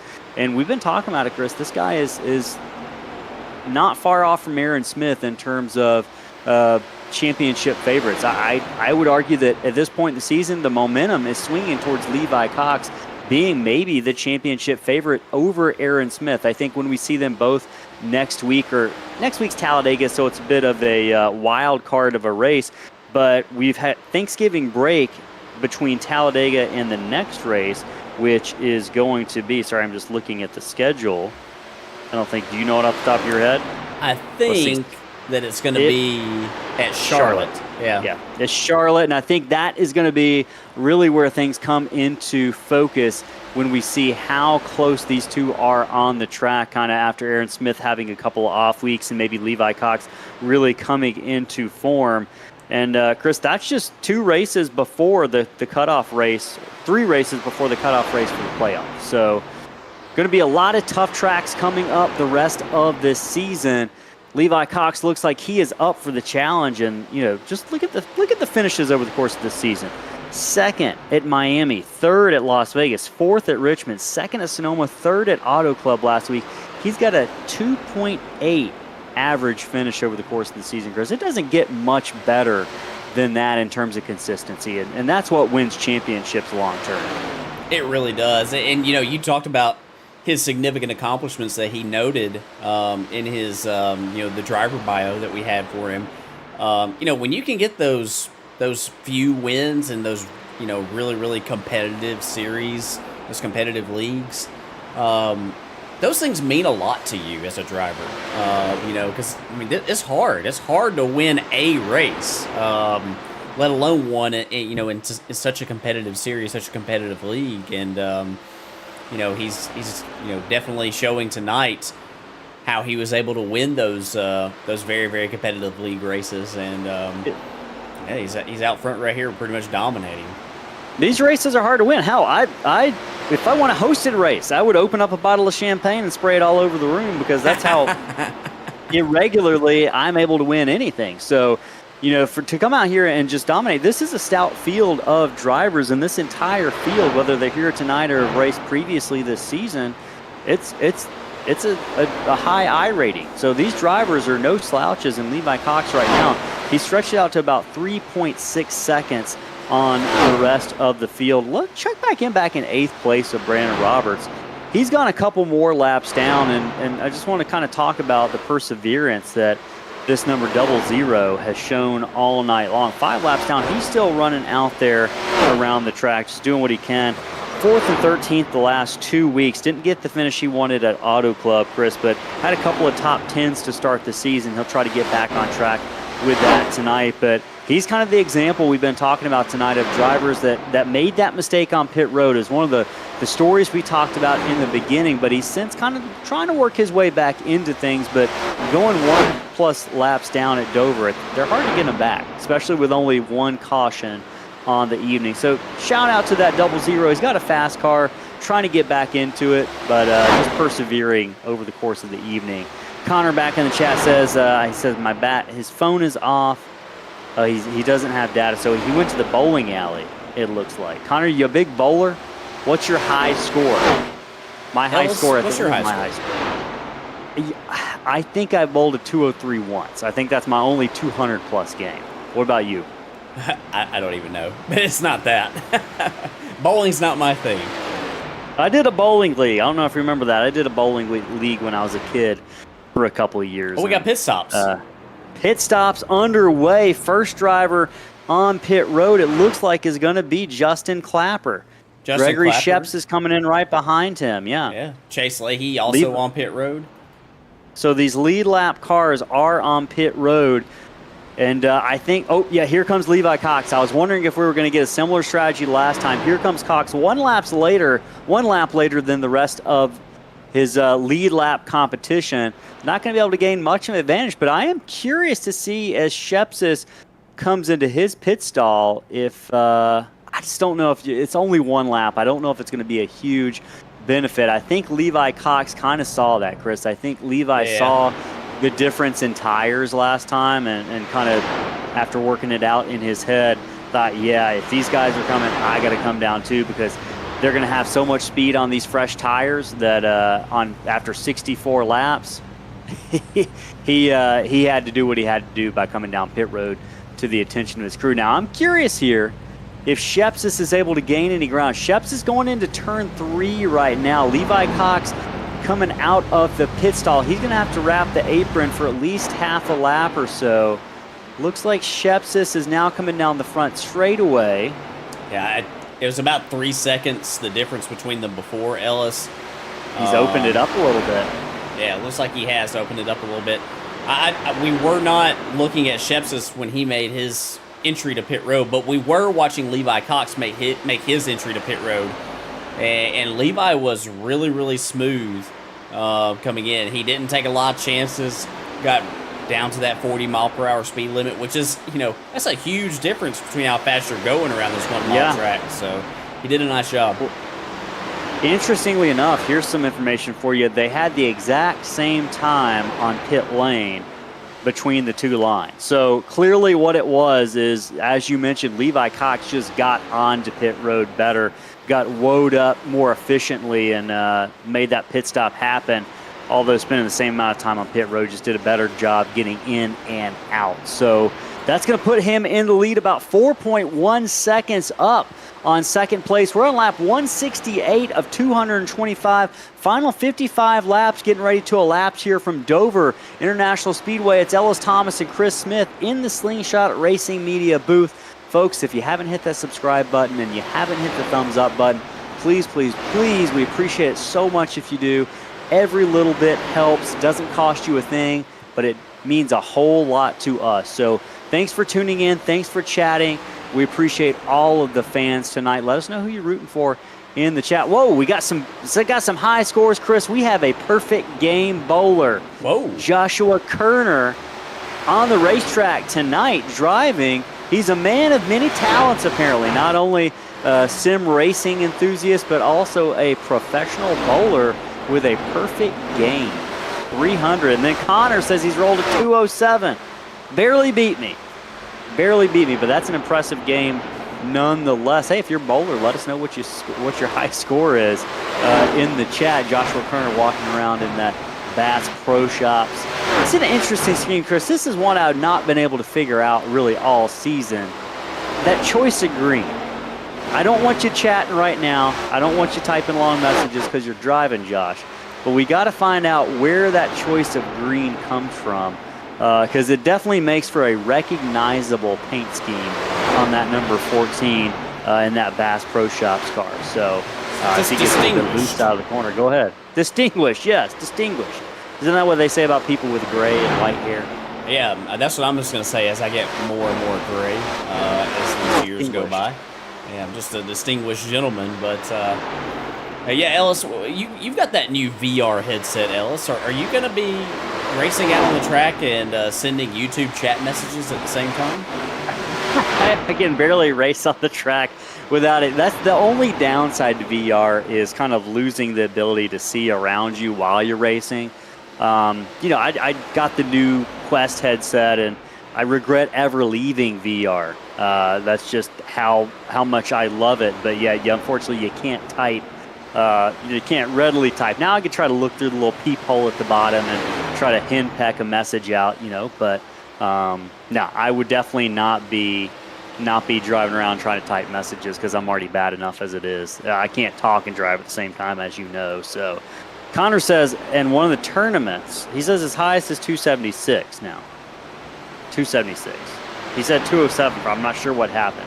He's making an addendum, though. 276 is his highest score. I could never even come close to that. So I'm curious, Chris, when you go bowling, do you throw the ball just straight down lane, or are you trying to get the little curve going? I've tried to get the curve going, but it just doesn't work for me. So kind of aim to the right usually, and that kind of works for me. But yeah, I don't know. Connor's probably got, probably thinking get good scrub to me, but it's a game of geometry, right? Yeah. Just like racing out here. These drivers have been experimenting with geometry all night. A couple of those drivers we've been watching, Justin Clapper in that 63, Chase Leahy, you can see it right now. Two different lines in this corner. Just like bowlers trying to pick where that ball needs to go, these drivers are trying to figure out where that car needs to go. And you can see Chase Leahy getting passed by Gregory Shepsis right now. Shepsis, sorry, I'm a little bit... was a little bit behind on mine, but Leahy Shepsis making the pass, I should say, on both of these guys. Multiple lines. I think I've seen drivers running all three grooves tonight. You've seen drivers running around the very bottom. You've seen drivers running the middle, and then as we saw with Chase Leahy, you can take it up to the wall almost. Yeah, and we saw Shepsis go by. They're on about the same tires. Shepsis, Clapper, and Leahy.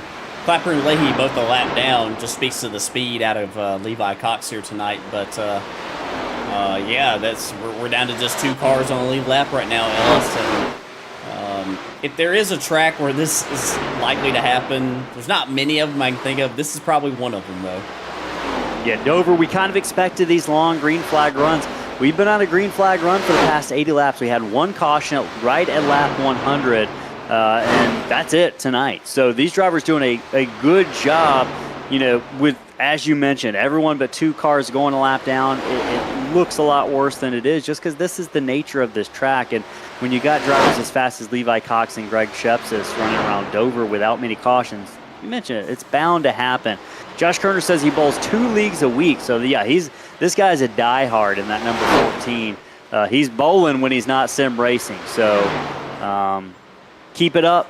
Enjoy your leagues. I'm sure he's probably got one tomorrow night, or maybe he had a couple earlier this week. But, yeah, we talked a lot more about bowling tonight than I expected we would.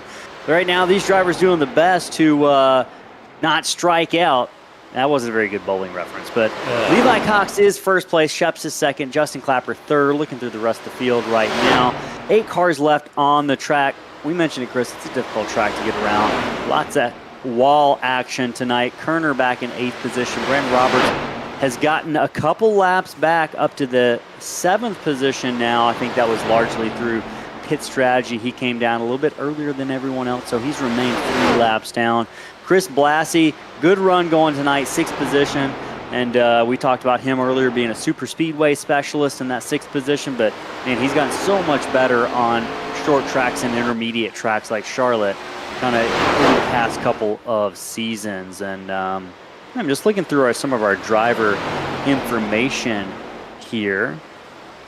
While you do that, Ellis, this is about the closest battle on track right here between Justin Clapper and Chase Leahy for the 3rd step on the podium right here, as Leahy is doing everything he can, I think, to maybe work some different lines, see if he can generate some momentum to try to chase down Clapper.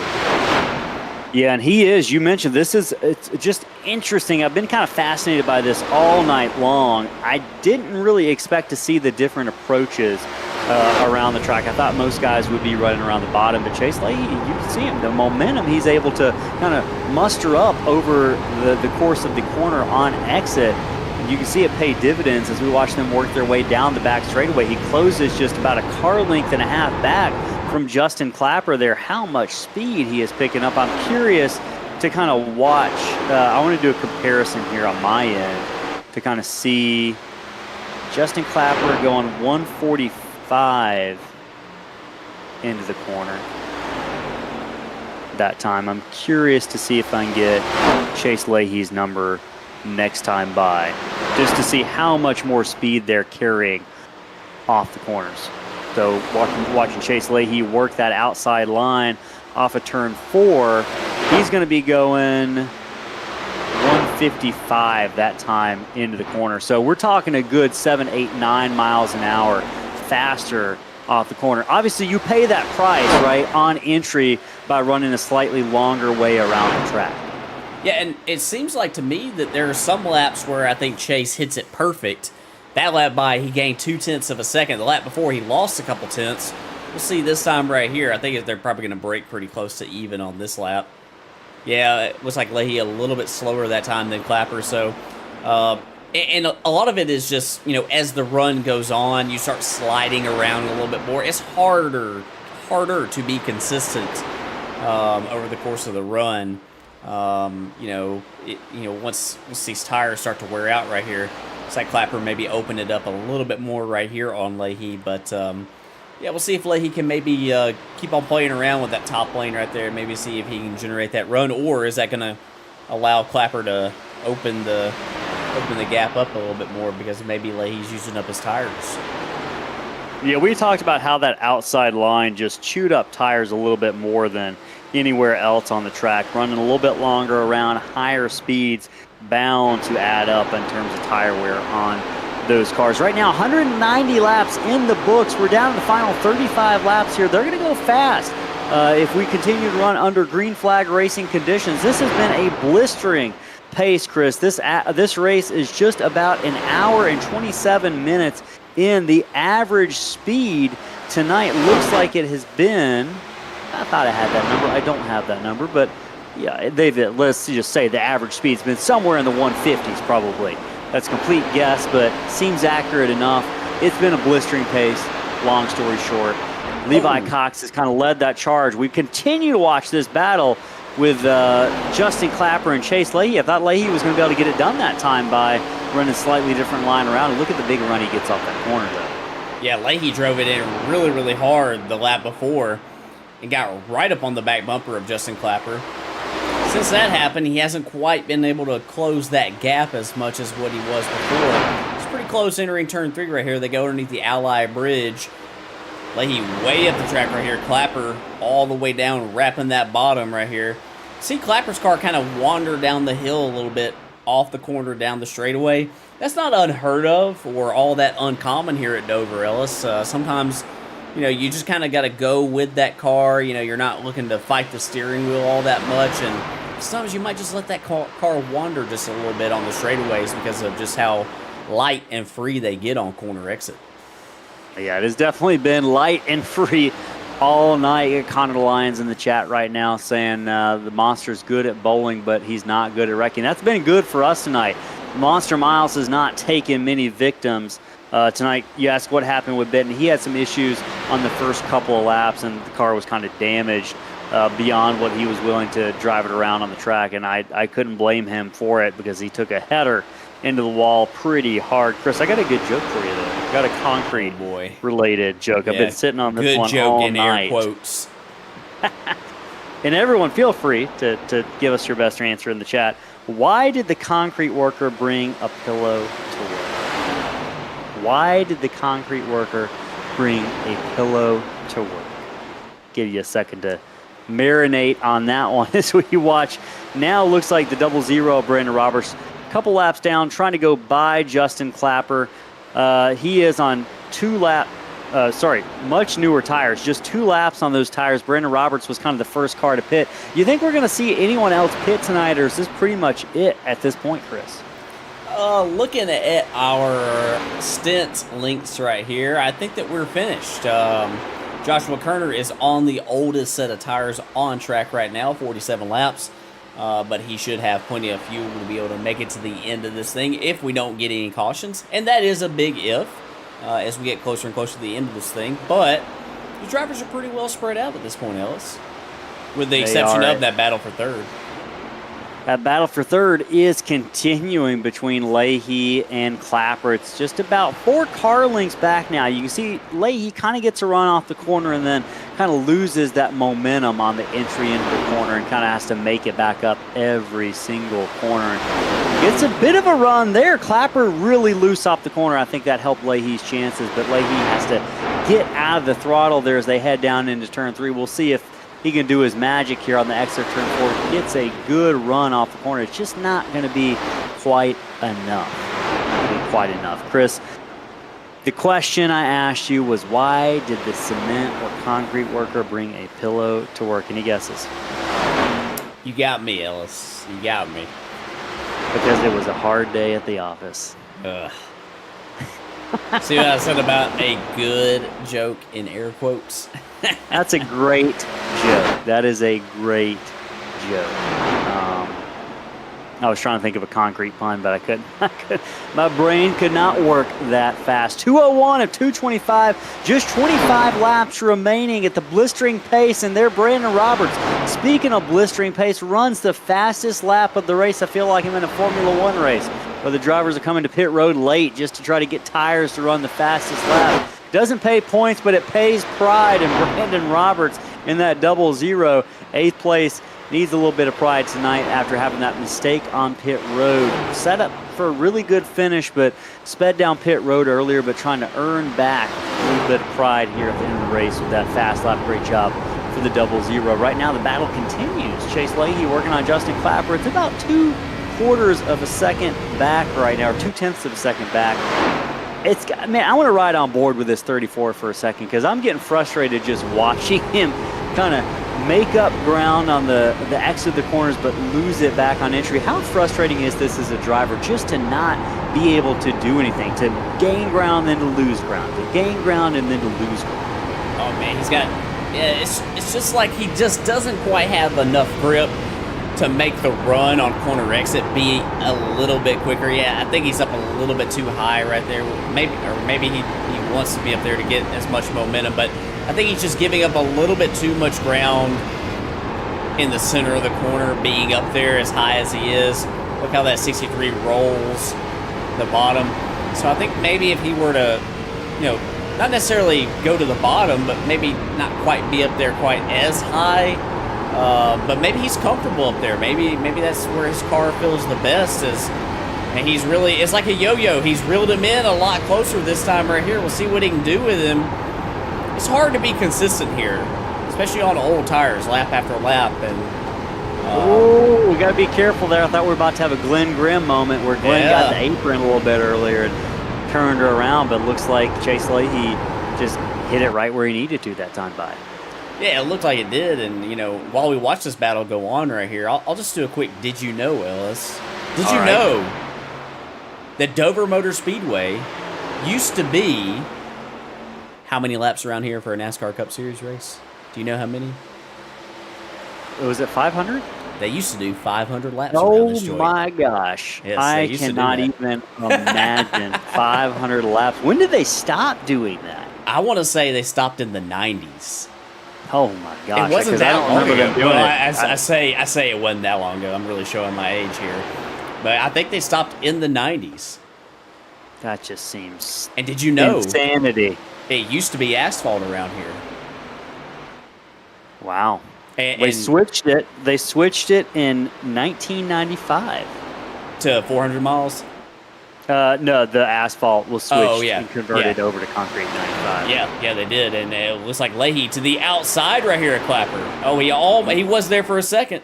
Wiggled a little bit on the outside. It is completely the tale of two different tapes here because it is completely two different approaches. You can see how much ground that 34 makes up on the 63 off the corner and down the back straightaway. This might be it. It looks like Leahy had to get out the throttle, though, on exit and still right on the back bumper of Clapper. Now he goes to the outside. Can he hang it off the corner here and continue that momentum? It doesn't look like he's going to be able to do it there. But, boy, yeah, Chris, you mentioned it's like a yo-yo. It's got to be frustrating as a driver right there on the back bumper on the entry in the corner. And then we'll see, can he cut it down and get that big run we've seen him getting. But right now, Chris, this is going all on in front of Levi Cox. This is Cox getting ready to lap the third position car, now 2 laps down. He's already lapped Leahy to put Leahy 2 laps down. He's going to put all but the second place car 2 laps down. That is hard to believe right now. It is. Really speaks to the speed in that number 1 Chevy right here. And he's closing up on the back bumper of Justin Clapper right here. Look at it. Looks like he's going to squeeze to the outside of him right here. We're going to maybe use that momentum from that top lane right here. Nobody has had that. Yeah, nobody's had that center of the corner speed that Levi Cox has had tonight. Looks like he's going to pull off that pass on Justin Clapper to put Clapper now 2 laps down. The closest car to Levi Cox is that number 27 of Gregory Shepsis, just about 6 seconds or almost a full straightaway back there in second position. Levi Cox has about 14 laps left to hold on for what will be his first win of the season, Chris. And as we kind of wind down these laps, Cox is, just listen to these finishes this season, second, third, fourth, second, third. He just can't find victory lane, but pending some sort of catastrophic change in the trajectory of this race, it's looking like Cox is finally going to get to P1 and get that victory he has been searching for all season long. Right now, just about 12 laps away from win number 1 for the number 1 car. Shepsis now 6 seconds back. I just don't think he's going to have enough time if he's going to do anything. I will say, though, Chris, that time by, Shepsis was about 2/10 better than Justin Clapper, but that's just not going to be enough to come back over the course of the final 10 laps or so of this race to do anything with Levi Cox. So, heard from Levi Cox a lot in our post-race interviews, but we never heard from him as a winner. That might change him. Yeah, it's been a great night for Gregory Shepsis. You brought it up. He's shown a lot of speed right here.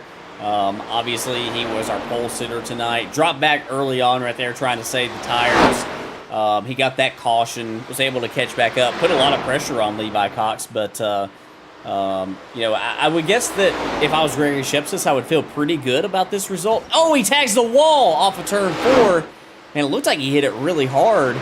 Don't see a lot of damage on the 27, but And if you're Gregory Shepsis, maybe you feel like you're best in class tonight.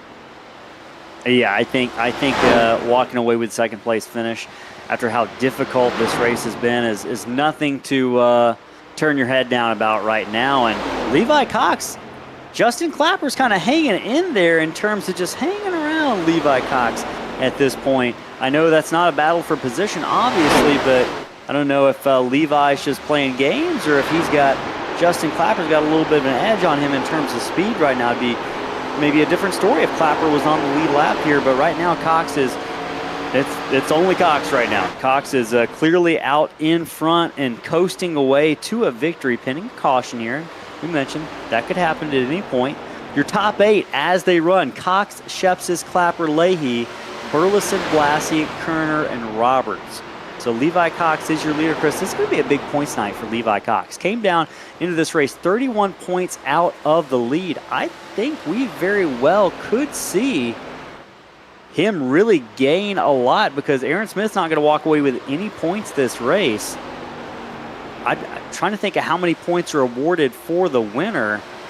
I might try to go back and see if I can figure that out real quick while we watch the final laps tick away here. Yeah, while you do that, Ellis, right here, Chase Leahy is watching Brandon Roberts tag the wall in front of him.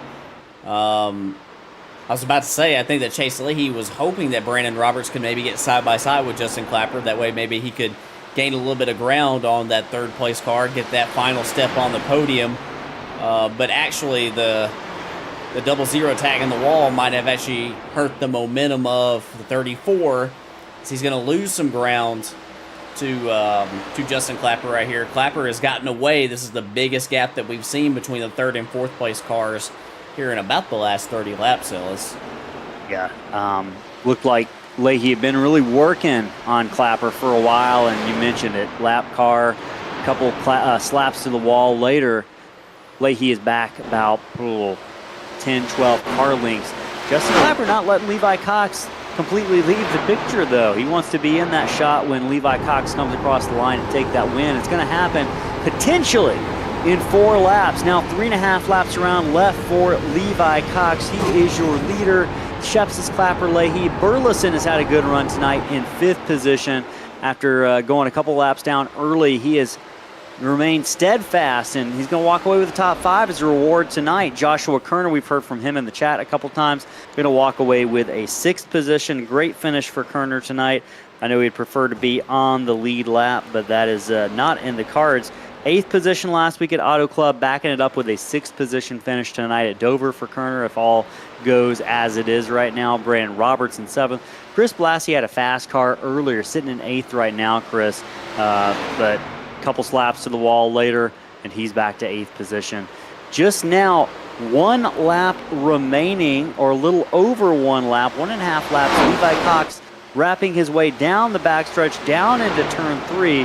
Cox, as he comes out of turn 4 in just a moment, is going to see the white flag. Now, for the first time this season, he'll see the white flag as the leader. That Whiplash Sims Cam white flag flies tonight from Dover. 1 lap left for Levi Cox. He comes down the back straightaway. All season long, it's been a chase for victory. It's been 2nd, 3rd, 4th, 2nd, 3rd. But tonight, as he comes off of turn 4, it's P1 for the one of Levi Cox. First victory of the season. He's going to close the points gap with that to Aaron Smith, and the title battle is going to heat up. Levi Cox dominates at Dover. Gregory Shepsis 2nd. Justin Clapper rounds out the podium in 3rd position tonight. And Chris, that is what we call a good old-fashioned butt whooping that Levi Cox put on tonight. Didn't look like he had that speed in practice, but might have been holding his cards close to his chest for much of that practice session before the race. He is your winner tonight. We're going to let him celebrate on the front stretch, tag the wall there with his burnout. It's hard not to do here, Ellis. Right, it's a narrow surface, as we've seen all too well tonight. We're going to hear from Levi Cox here momentarily, try to get these top 3 finishers in the broadcast booth. Give us just one moment. We're going to try to get Mr. Justin Clapper in the booth. Justin Clapper, it's Ellis and Chris in the Slingshot Racing Media booth. You got a copy, my friend? 10-4, got you. Hey, man, well, great race tonight. I know it's not a victory that you would have wanted, but you looked fast there at the end. You were hanging right there with Levi Cox, but, man, you were it was tough sledding out there tonight. Had to settle for finishing 2 laps down. What was so tough out there? What were you drivers going through all night long? Man, tough is an understatement. I am dripping in sweat right now.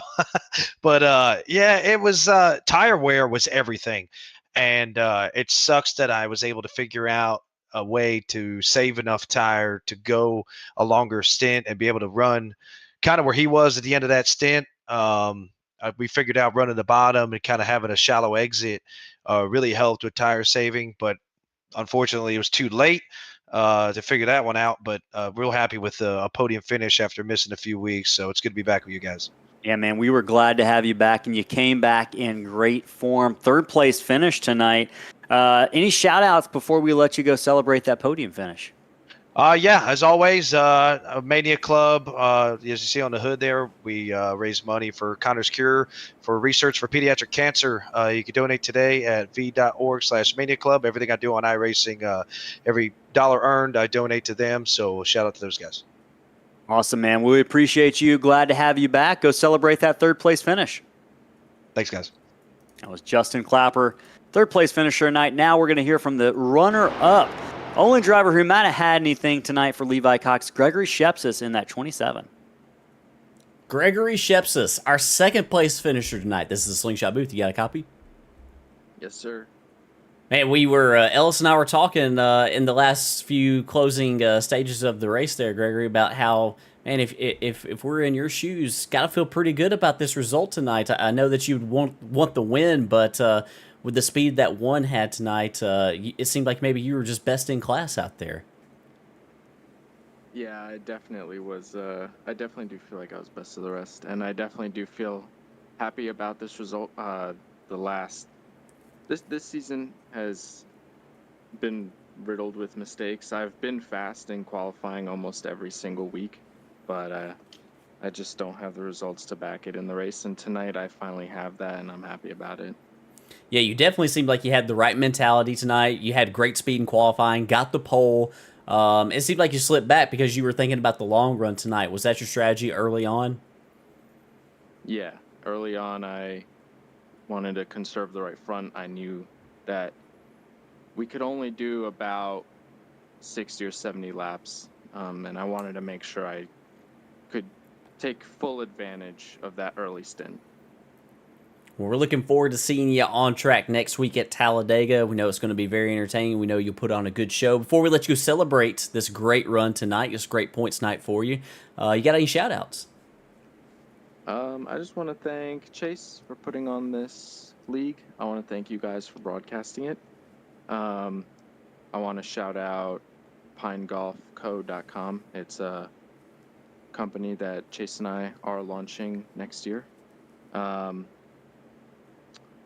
about it. Thank you, guys. Thank you, sir. That is Gregory Shepsis, our 2nd place finisher tonight. Great run tonight, bud. Thanks. All right, so now we're going to hear from our winner, Levi Cox. All right, Levi Cox, it's Ellis and Chris up in the booth. You got a copy?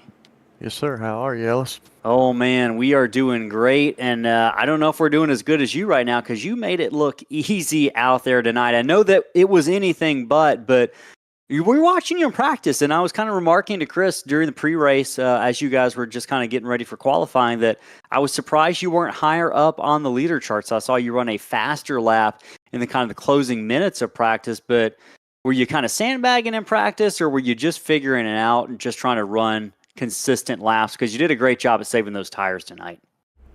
I was kind of sketched out by that as well, but I think I didn't get in until about 7:30, so the track had already got rubbered up, and it was just hard to get up there and lay those fast lap times like the leaders had at that point. I think I had a clean track to do that with, so. Yeah, all the speed had definitely been taken out of the track, it looked like. Yeah, whenever I seen qualifying results, and I was like, okay, this makes a little more sense. And you did not disappoint throughout the race. I think, man, you might have been one of the only cars all night that we didn't at least on video see touch the wall.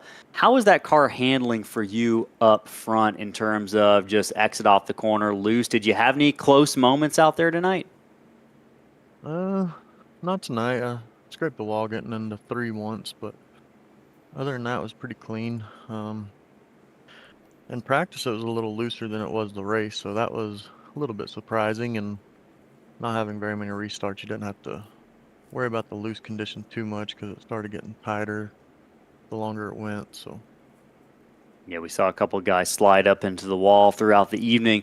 Man, we're going to Talladega next week. You are likely going to be very close to Aaron Smith in points. With him not being here tonight, this was kind of your big opportunity, and you 100% capitalized and got pretty much every single point that you could walk away with tonight. Next week's going to be a different story, man. It's going to be a wild card race. Aaron Smith will be there. What's your strategy going into Talladega, kind of being really almost neck and neck with Aaron for the championship hunt headed into that final 3-race chase? You going to be trying to run out front, or are you going to be just playing the conservative game next week? I don't really know. I think I want to be a little aggressive and put some pressure on Aaron. I wish he would have been here tonight. I feel like the season started really for me tonight with the good tracks coming up. And again, keep telling y'all this every week, but I think whoever wins the regular season is going to win the playoffs. So that's my goal. They'll definitely have an advantage headed into it, man. If you said your season's just getting started, man, you're second, third, fourth, second, third, now first tonight. Boy, I worry for the rest of the field if that is indeed the case, man. Good job tonight. Before we let you go celebrate that first victory on the season, you got any shout-outs before we go?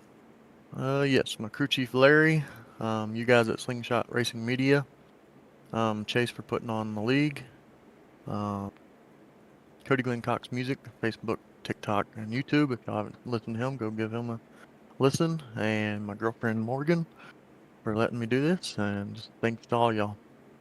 All right, wise choice to thank the girlfriend, my friend. Great date run for Levi Cox tonight. First win of the season. Go out there and celebrate it. Good job, man. Thank you, sir. Y'all have a good night. You too.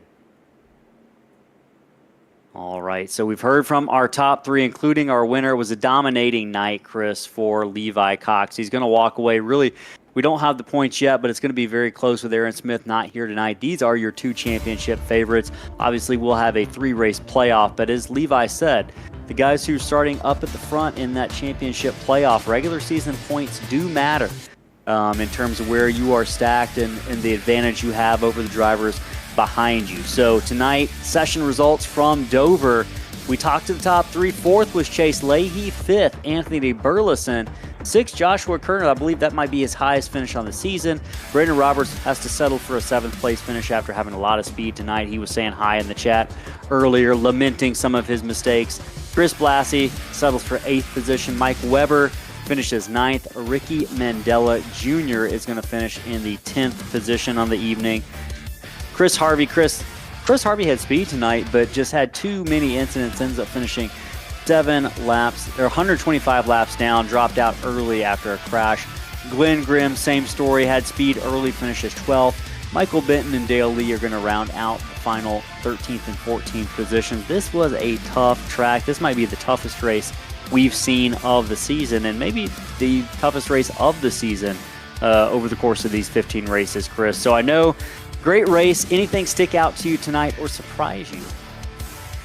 It just, I guess just the dominance from Levi Cox. We knew he was good, but, put on a butt whooping like this one tonight is very, very impressive. It wasn't necessarily that the other drivers, were performing poorly either. They had great speed and they had great, strategies in mind, but, and it was just a really, really efficient night for Levi Cox. Great night for Gregory Sheps as well. Both those drivers gaining a lot of points tonight, looking to make up some ground on Aaron Smith as we got that off, or as he had an off night tonight, not being here. Next week, Ellis, it's going to be really, really different than tonight. We go to the wildest of wild cards in Talladega next week.